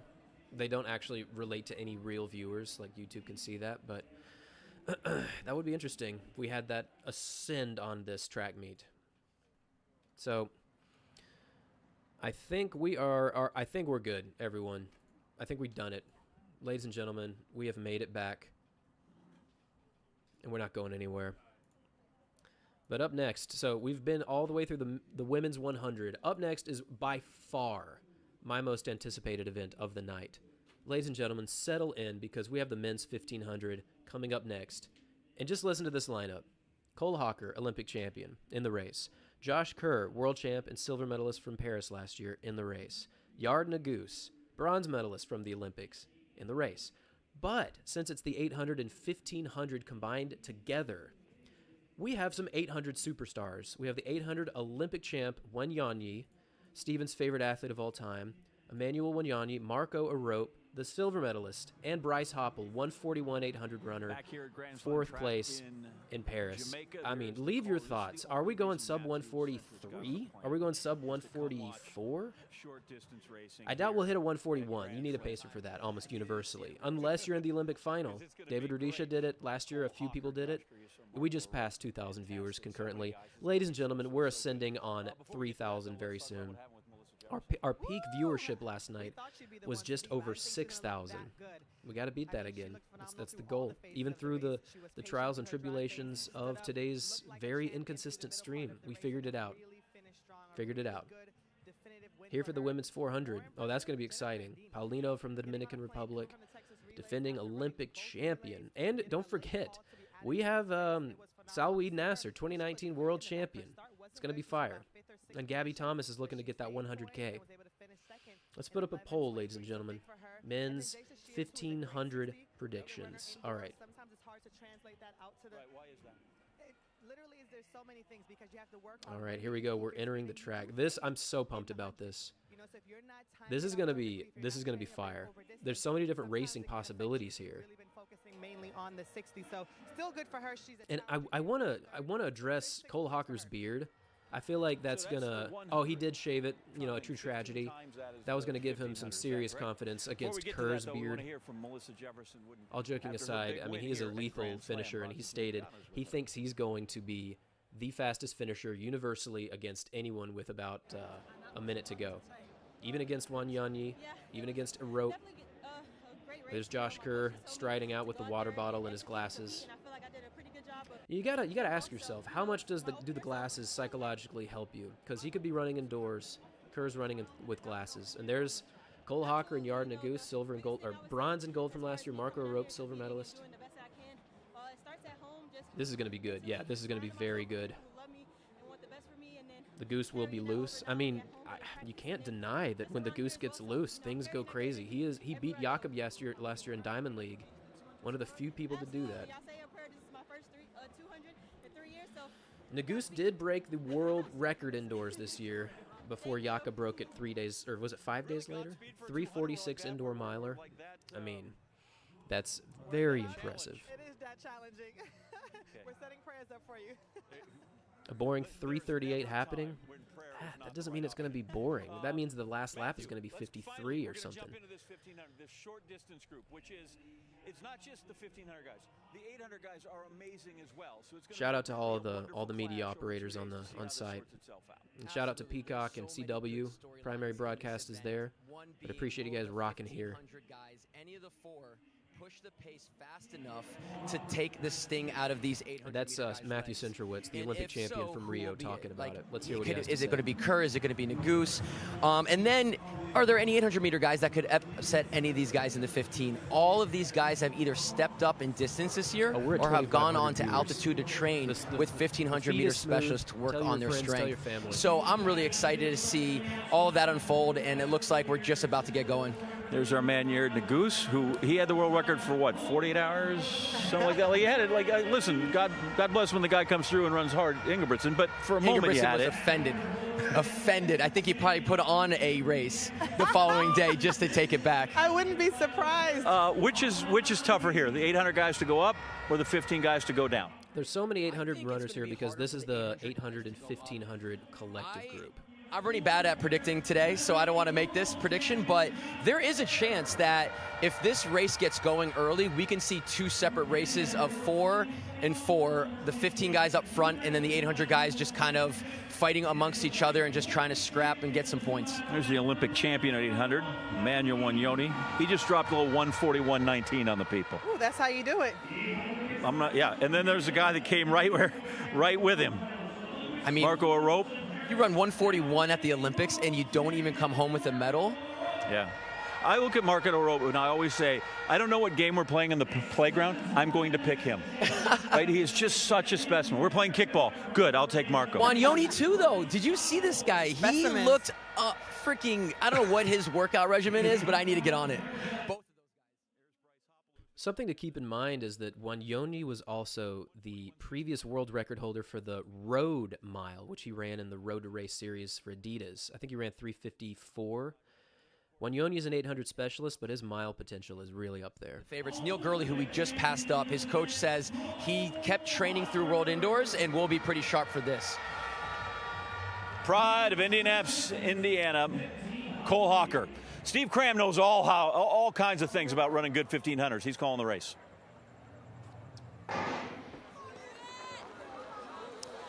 So, Carrie, what's the script here? Well, I like that Cole Hawker had the beard coming in, and he doesn't have it on the track now. It is all serious business out there for him. He says he's the best racer in the world over this distance, and he's proved that indoors. He's got the strength. He went to Park City for a month, put that altitude training in, but he also has speed. He's a very good 800-meter runner, so I am not surprised to see him out front. And then Jared Naguse right there. We've been watching Jared's workouts online. We've been seeing him race so well over the mile distance indoors. He set that world record that Jakob went and broke just a week later, but he is very race savvy. He knows how to lead races, but he's got a kick. He's been working on it. Not surprised to see, though, an Arop in the back there, just kind of this is actually faster than I thought it would be. 44 through the first 300, so we're going to be probably closer to 335. Pace do you go at least the pace right now. The lead, you want to make it steady, which is what this is. It's not super quick. It was around about 60 seconds I made that. Actually, it's come up with 59.34. A lot of question marks, not about Naguse. I don't think about Hawker. In good shape, running well. Neil Gurley, indoor season. What about Josh Kerr, though? What about Ataui? What have they got?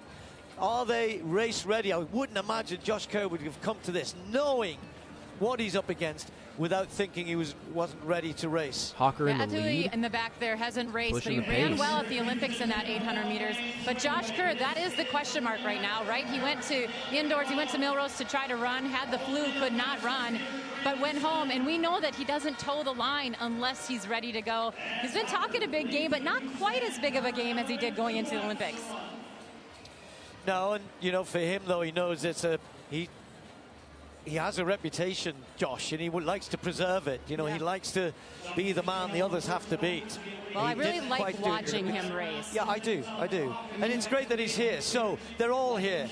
Hocker taking them through steady, nothing more than that. In fact, probably pretty slow for most of these guys.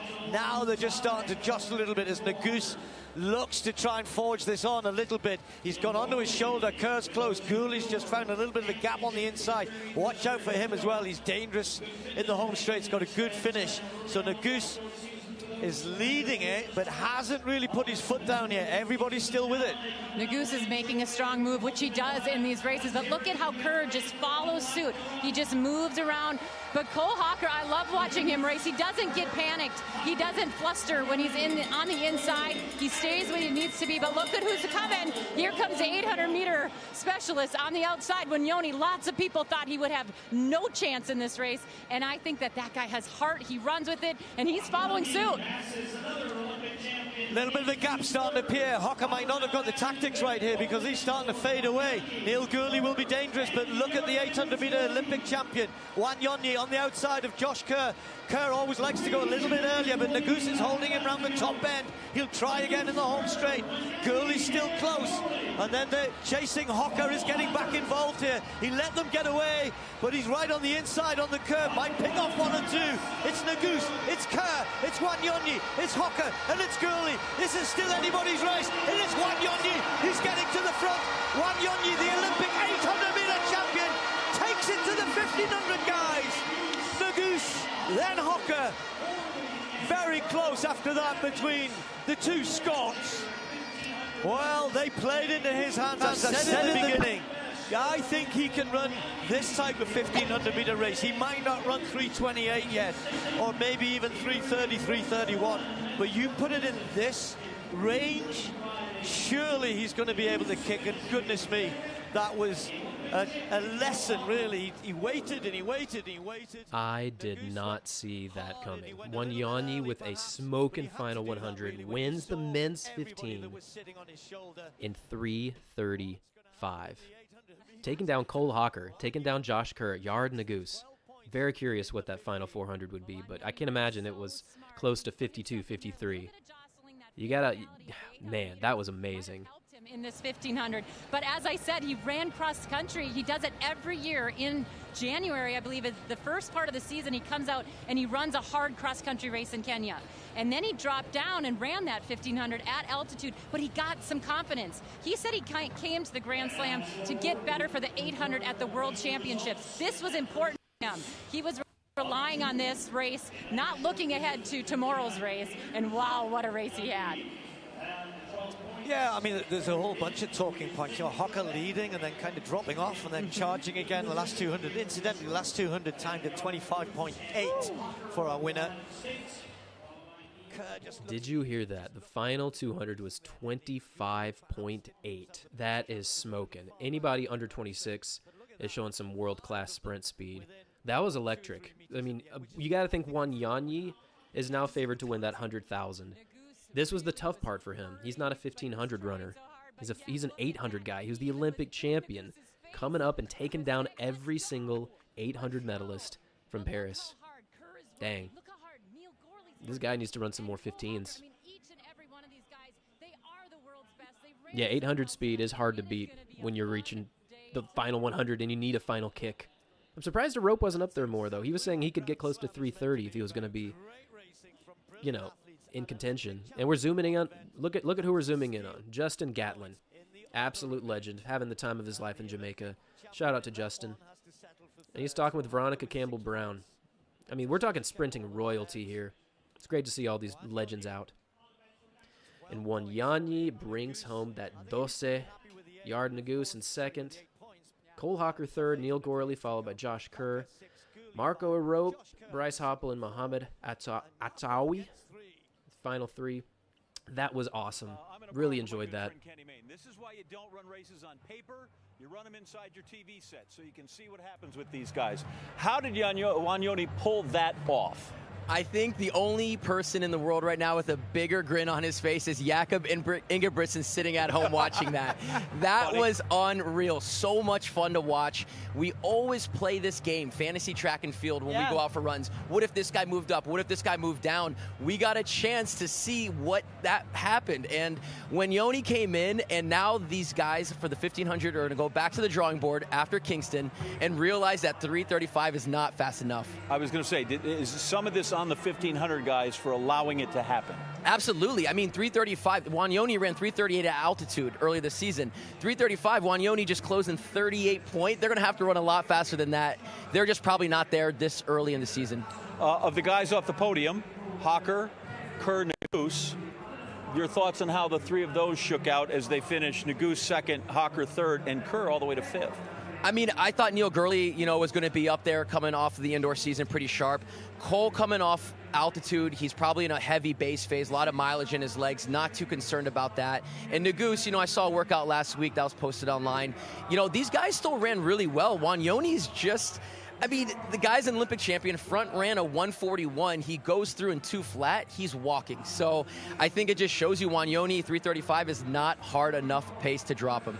And can we talk about the end when he literally went around and said, come on, guys, keep up, keep up. The speed that he has from the 800 really showed up in the 15. That was incredible. It's what they've been doing me the whole time. You guys are like, keep up, Anderson, just keep up as we get through Grand Slam track. We've got Slam Championships on the line coming up when we come back here. Up next, ladies and gentlemen, the next race, men's 200 meters. You can't help but think that Kenny Bednarek has to win this. He won the 100. He's the silver medalist from last year's Olympics in the 200. His specialty is the 200 meters. He's up against a very strong field. Terrence Jones, Akeem Blake, Courtney Lindsay, Zarnell Hughes, Oblique Seville, Fred Curley, Joseph Fonbellet. And if Fonbellet can get that second half down, man, well, he does get the second half. If he can get the full race down, he can really move. But Bednarek is very much going to be favored to win this.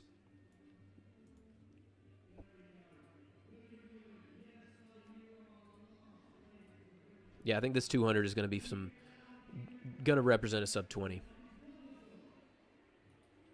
I don't think anyone's going under 19.8. That would be moving. I know Bednarek ran a good time yesterday. Well, and it's an okay time, 10.07 in the 100. I think he's going to be ready for that too, though. Let's bring in a poll. Here we go.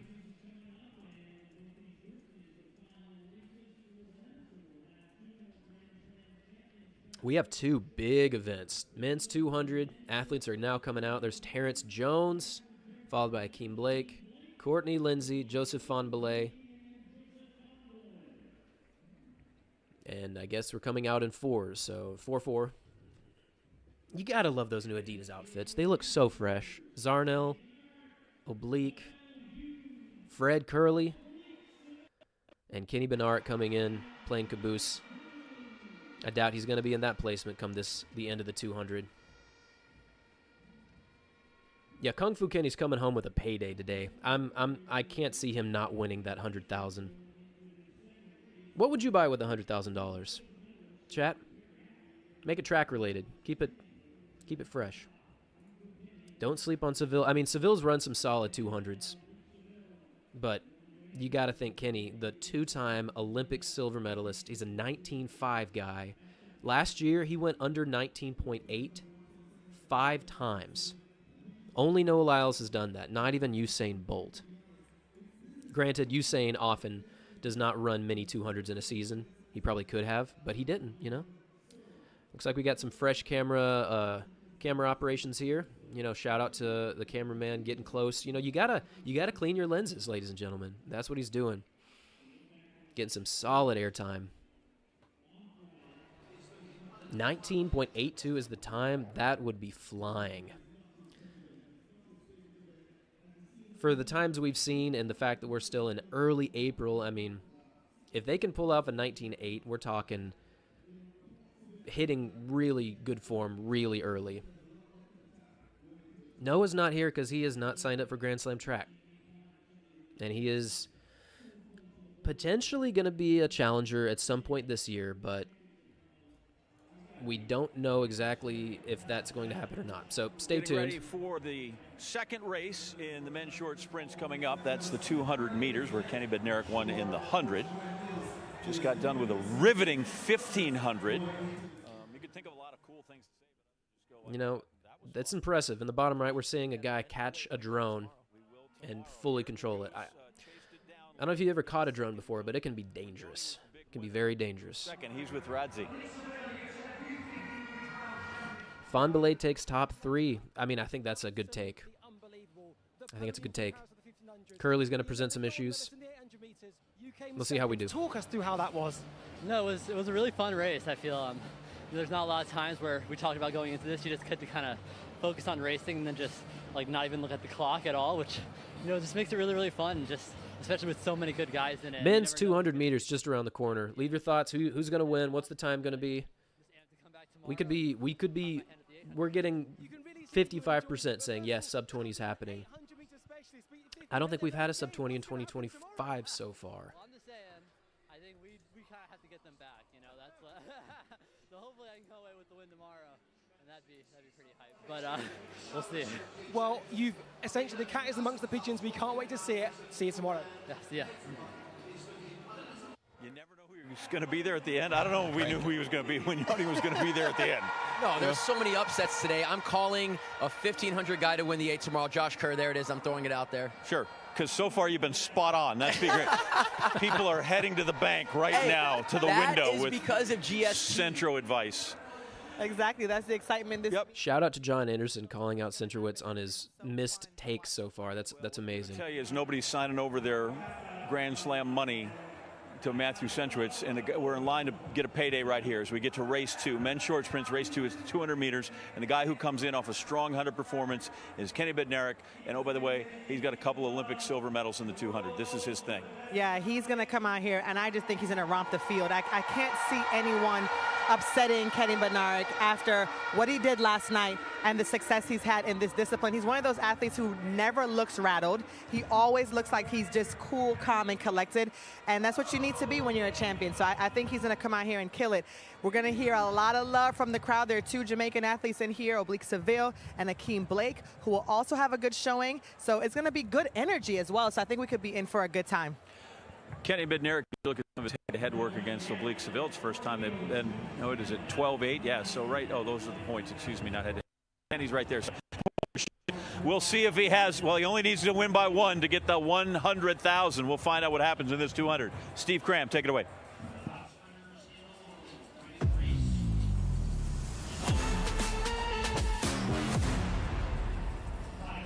Waited for this one all evening, but what a 100-meter race we have.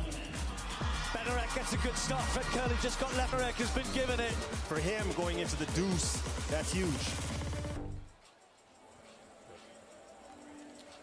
From the outside then, race 2 in the short sprints.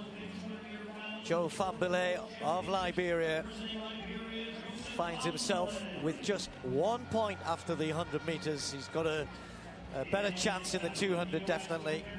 However, what's Fred Curley got in store? So I'm pretty confident if Bednarik gets top 4, he's going to win this 100K day. But I got money on him winning. Some of his old 200-meter form.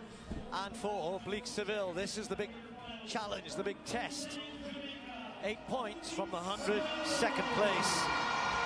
Anywhere in the top 2 or 3 here, that would be a massive result for him. Zarnell Hughes, well, his whole career really started out as a brilliant 200-meter runner. He still is very, very good. Has made himself a great 100-meter runner as well. World bronze medalist. And however, everybody looking at Kenny Bednarik. Kung Fu Kenny, as he has on his chest in the perfect position, having won supposedly his weaker event, the 100 meters, has the 12 points in the bag. Courtney Lindsay in lane 3, the American who has run 19.71. That is super fast. Can he cause an upset here? Akeem Blake, I think he would have liked to run a little better in the 100. He got out well. We thought he might have been a little bit more in contention. Ended up in 4th place. That's not bad at all. And certainly heading for some good points overall. And then with a tough draw on the inside, Terence Jones was not coming any lower than there. I knew you were good at math. Respect. Kenny's in 4, Zarnell's in 5, Oblique's in 6, Fred in 7.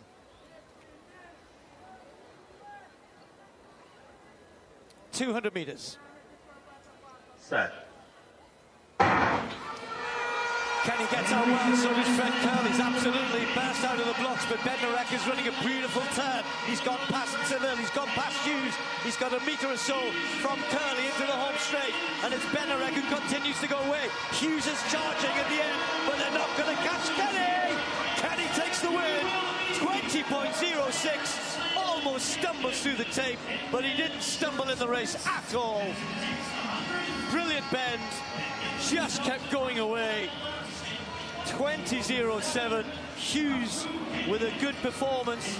Fred returned to some better form to take third, but there was no stopping Kenny. Kenny's in good shape, man. He's in good shape. He came here, won both, and he won the 200 very convincingly. I think as a medalist, when you come out in the new season, you want to show other medalists around the world that you're in shape and you're ready to go. A lot of other medalists like to sit and wait till later in the season, pick their spots as far as running. Kenny's running. It's early April. I'm running. I'm traveling. You know what I mean? That's what I like to see in some of the competitors, man. I want to compete. And that's what he's doing. Right now looked good there. You know, probably slipping in for second place in the slam points. And Fred took it all out in the turn. He seemed to really go after it in the turn. I mean, he burst out of the blocks. Yeah. I mean, he must want to rewind a little bit to yesterday. Yeah, that's the start he needed. Kenny Bednarek is your $100,000 100-200 winner. Man's getting richer by the hour. That was awesome. 20.07. I mean, that, again, we're in the early season. We really are. A lot of these athletes are still planning on being at peak fitness all the way in September. That is many months away. So the fact that they're running these times right now is good. Shout out to Fred Curley. Got out a lot more aggressive than yesterday. Really went for it. I saw Zarnell Hughes putting some solid closing on the field, but Bednarek was gone. Bednarek was not to be catched. Caught. Oh, man. That was a good race. Led from the turn, held from the turn, pulled away, total control. This is how you want to win any race. Without the stumble. Yeah, that's a good point. I think Bednarek ran a very good men's 200 here. He's actually very underrated over the first 100 meters. Last year in the Olympics, he was actually in first place coming out the opening 100. He split in like 10.1. And it's just Teboho last year was super, super strong coming down the final 100. So awesome race, incredible time. Not incredible, but, you know, solid for the early season. And coming up next, final event of the evening, the women's 400 meters. Everyone, I appreciate you being here. I do want to remind everyone that this stream, I do think, has been fixed. The connection is excellent right now. Tomorrow's final day of Kingston, I think we're going to be locked in smooth the whole way. Tragic fall of the drone right there, but it happens on occasion. Bednarek dominates 10 points over second. I mean, you got to think Bednarek is going into this year as a hard athlete to beat. Obviously, not everyone's here. We don't have Noah Lyles. We don't have Letsili Teboho, but he is ready, man. He's looking super strong. Kenny, you even kung fu kicked the finishing tape at the end there. You got your points, you got the money. How are you feeling? I feel great. 100K richer. You know, came out here and said I wanted to dominate. That's what I did, and I had fun. And we got a new bandana as well today. Yeah, it's kind of the same thing with the Legend of Zelda. This is more complicated, so I really can't explain it. It's called Majora's Mask. Has some abilities with it, but that's about it. We have Kenny Bednarek rocking Majora's Mask, the N64 classic, on his bandana. You guys got to understand, I come from the 90s. The N64 is very near and dear to my heart. That's amazing. We got to get him with Ocarina of Time on the next race. Get him some Triforce powers. Majora's Mask was a great game, but I always thought that Ocarina of Time was a little bit more... that was my preferred game, personally. How would Teboho and Lyles have placed here? I mean, it depends. They're not training to be in full fitness right now.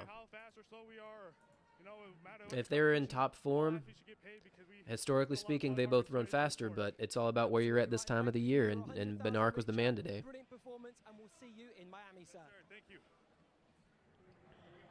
Pay that man his money. A perfect score. Now, I didn't get my book learning like Anson at Washington State, but I can add 12 and 12 and get to 24. Sub 49 for the 400. Oh, man. The field is deep enough.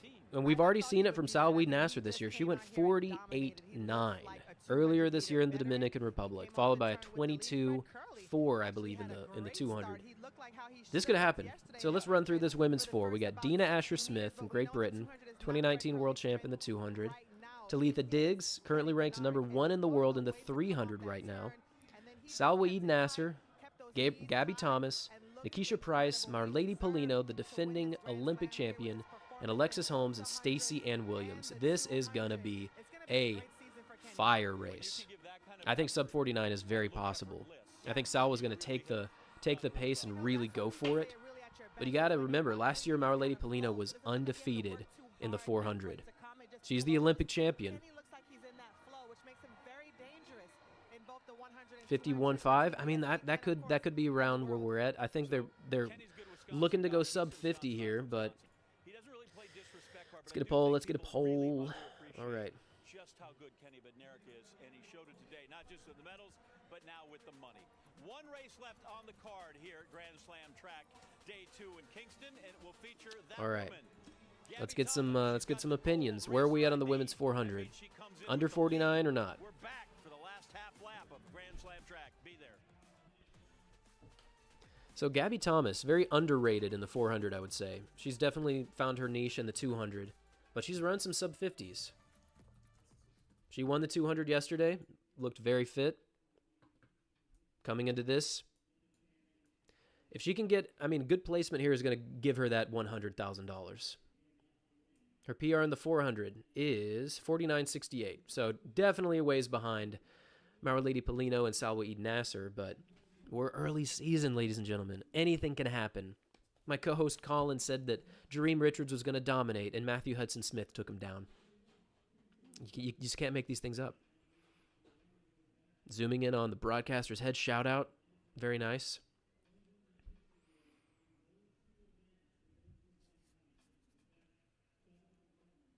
We are on the last event of the night, ladies and gentlemen. Let's put some flags in the comment section. Who's gonna win? Who's gonna win? Paulino? Yeah, yep. I mean, she's got to be the favorite. Her and Salweed Nasser they got to be up there. They're here to make some cash, and they're also here to compete. Some powerful draws here. Will Tibble, I'm pretty confident we're going to be streaming all Grand Slams this year. We're going to be talking with the rights holders and Grand Slam. But, so if you look in the corner, CSN, that's Creator Sports Network, they have social rights for this, and they're able to stream across platforms. So we're going to be in talks with them. Can't say yes or no right now, but we'll see. We hope. We want to be able to bring as many people this stream as possible. Again, the main stream is on Peacock and CW right now. But this is really awesome. This is really fun to interact with all of you guys, especially when the actual stream is not lagging. That's always fun.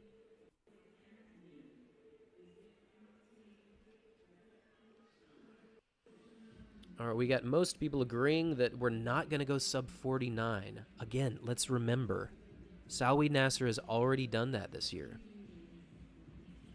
Something to think about. Go Gabby, please top 3. I mean, you know who we haven't talked about is Nikisha Price. So she is a Jamaican legend. She was the NCAA champion last year. She crushed a Diamond League 400 last year. And she was favored to either win or compete for a top 3 placement last year in the Olympics. But she got sick going into the Paris 400 and had to withdraw. That's unfortunate.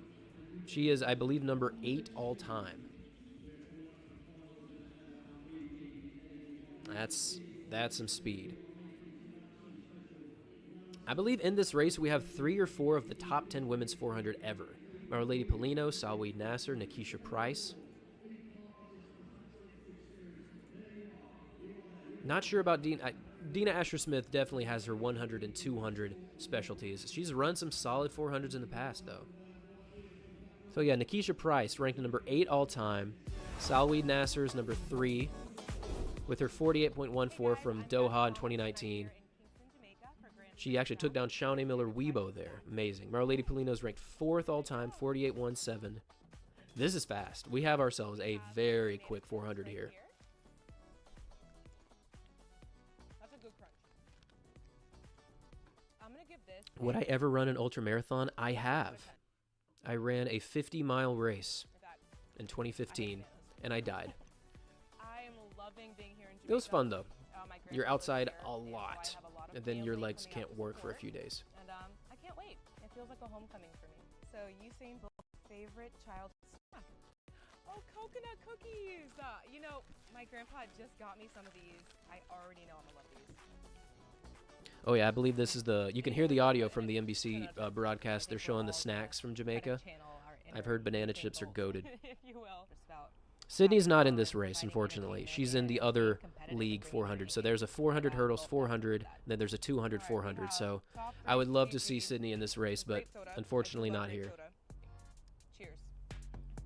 Yeah, I think getting sub 49 here is going to be tough, but again, Salweed Nasser has already done that. As far as sodas go, get an 8 out of 10. Ooh. Okay, so this is a catch bar. I do love chocolate.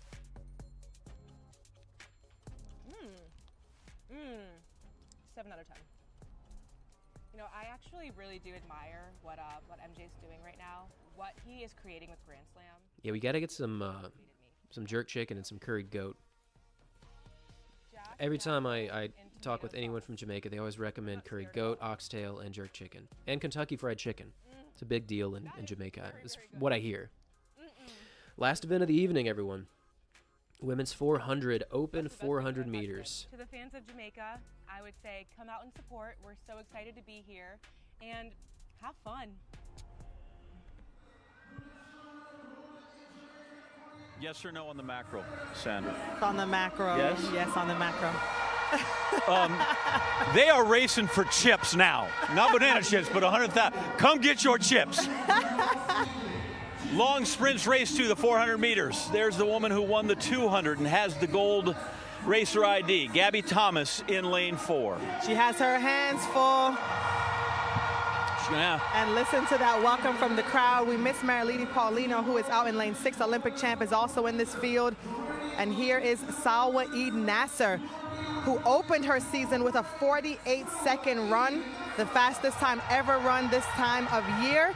Didn't look as good in the 200 as I expected, but will certainly factor in the 4.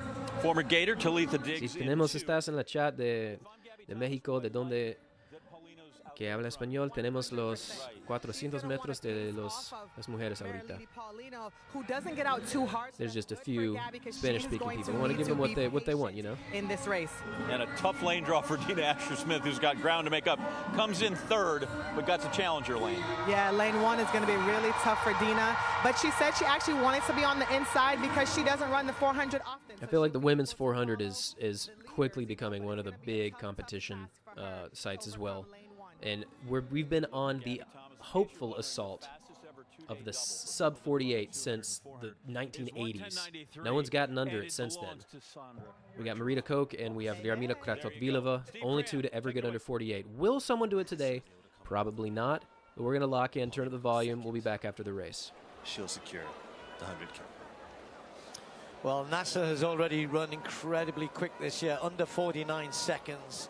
And everybody will be well aware of that, including Paulino. But she must be really encouraged by that 200 yesterday. So where they go first time, Gabby Thomas just letting them move away a little bit.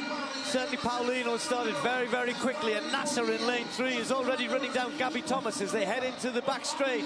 Nasser has taken a yard or 2 out of Paulino as well. Nikki Price is in the middle there. Gabby Thomas is doing a good job. This is where she's got to try and be strong, not be phased by Nasser moving through on that bend. Where is Paulino? She'll come back. Gone for this. Is she going to pay for going out too hard? Nasser has got a good 3, 4, 5 meter lead into the home straight, and look at Gabby Thomas. She's fighting with Paulino. The 200 and 400 Olympic champions are behind the winner, but who's going to get the slam? Nasser wins it. Thomas. Gabby got it. Gets second. She got it. Whoa. Well, 48.67. That's incredibly quick, and that'll be a new personal best for Gabby Thomas, taking second place. So Gabby Thomas just won $100,000. There's no doubt. I don't know But what Nasser, is. I had a feeling. He's that's impressed. scary. Gabby Thomas, man, I had a just feeling proved she had 400 something up her ability. Gabby sleeve Thomas just was like, in yes, that I would 400. like that 100. Crazy though for the please, Olympic and grabbed champion of it. the 400 meters to come in third place. Holy moly. But she had to win this to have a chance at that 100K. So as I mentioned before, if Gabby was to finish at least third and Paulino was not to win, she would get it. But with her coming second and being Paulino, she secured it. Indicated now that she knows. That'll put a smile on your face, huh? That was sensational racing, and Nasser, let's hand it to her. I mean, she knew that I've just got to go out there and do what I can do and see what happens behind. I can't do anything about that. If you're talking straight 400 meters, Nasser is looking nasty right now. Yeah. So 40, as I would have expected, Nasser jumped out on Gabby right away. She knows that she's going to have the strength in the latter part of the race, and that's her style in the 400 meters. Not as tall as most 400 meter runners, but runs with great range. I love how her hips open, and she's also very relaxed for someone that small. Now Gabby kept her composure, knowing that with the stagger made up on her, she's well behind, but still focused on her lane and still was probably focused on Paulino, knowing if you're coming into this looking at points, you have Paulino in your sights, that's what you're looking at. So she's basically looking at 100K walking around, running around the corner next to her. But the commanding lead that we have here with Nasser is obviously showing that the time off is out of her legs. Her feet are back under her, and she's ready to be world champion again in this 400 meters. Oh, you just saw Paulino, those last 3 or 4 strides, gave it up. Just Gabby Thomas is coming past me. Here's a statistic for you. That time she just ran is right outside of the top 10 400 on the women's side of all time. Kathy Freeman ran a 48.63 back in the year 1996, and that was number 10 all time. So that is scary for the other athletes right now. And Gabby Thomas, what in the world? Just proving her 400 capabilities. What a way to go out. That was pretty sick. That's crazy. Yeah, I've never that has to be the fastest time in history for the women's 400 in the month of April. No doubt. But for Thomas, 49.14. Well, she's got options now, perhaps. Yeah, Gabby just secured a $100,000 payday. Congrats to her. 20 points. Yeah, she's just enough ahead of Salweed Nasser. $50,000 for Nasser, $30,000 for Paulino, and $100K for Gabby Thomas. Ooh. Again, leave your comments. What would you buy with this $100K payday? What are you going out and getting? You buying a car? You putting a down payment on a house? You taking a trip to Singapore? Leave your thoughts. Our Grand Slam track women's long sprints champion, Gabby Thomas. Even you look tired after that. I'm not sure I've ever been more tired in my life. Going into that, I knew that was going to be one of the hardest races of my life, just because of the talent in the field. El Nasser, Paulino, it was going to be absolutely rapid. A word for this atmosphere by your family are here. It's incredible. Jamaica really showed out tonight. My family's here, but of course the whole island is my family at this point.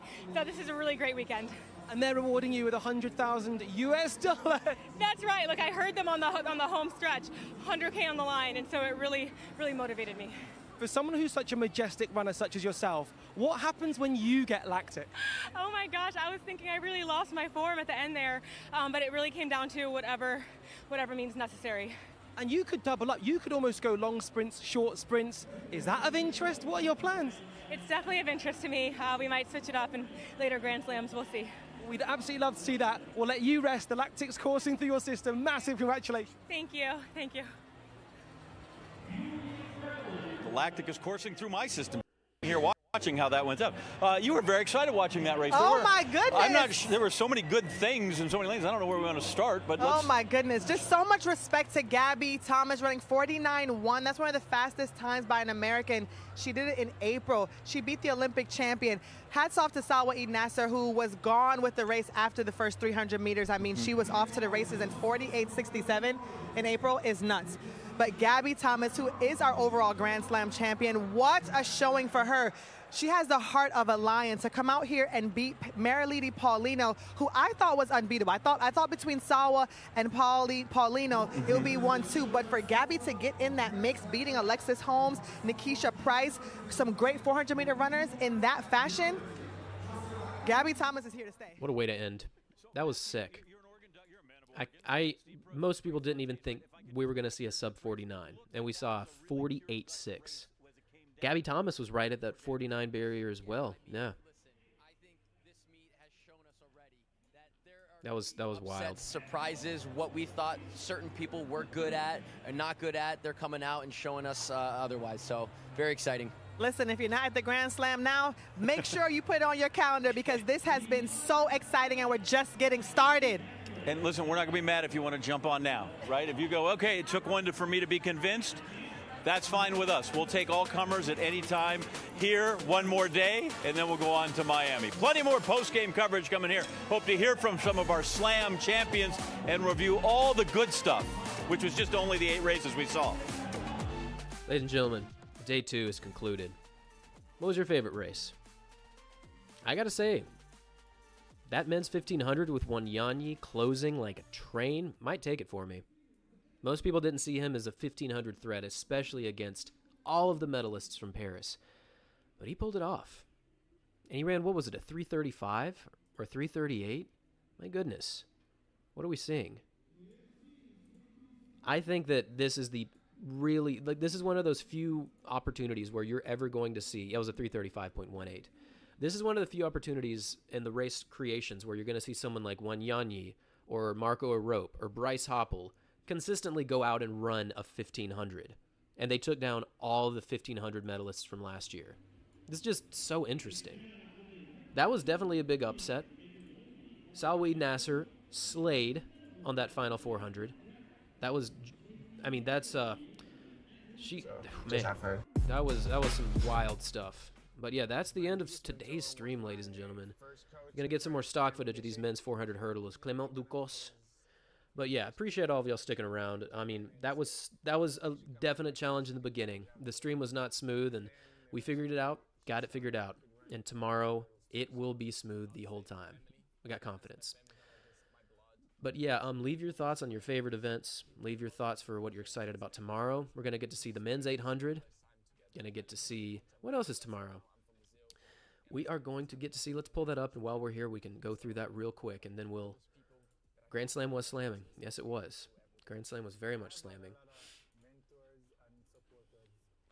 Nasser, your queen. I mean, her time deserves praise. That was impressive. Women's 400, yeah. Men's 15, that was awesome.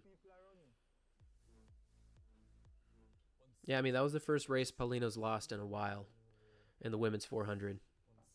Fast Nail, you're welcome. We'll pass on the graciousness to CSN, Peacock, CW, and all the guys working on the media team. All right. I think we're going to end there, everyone. Thanks for watching.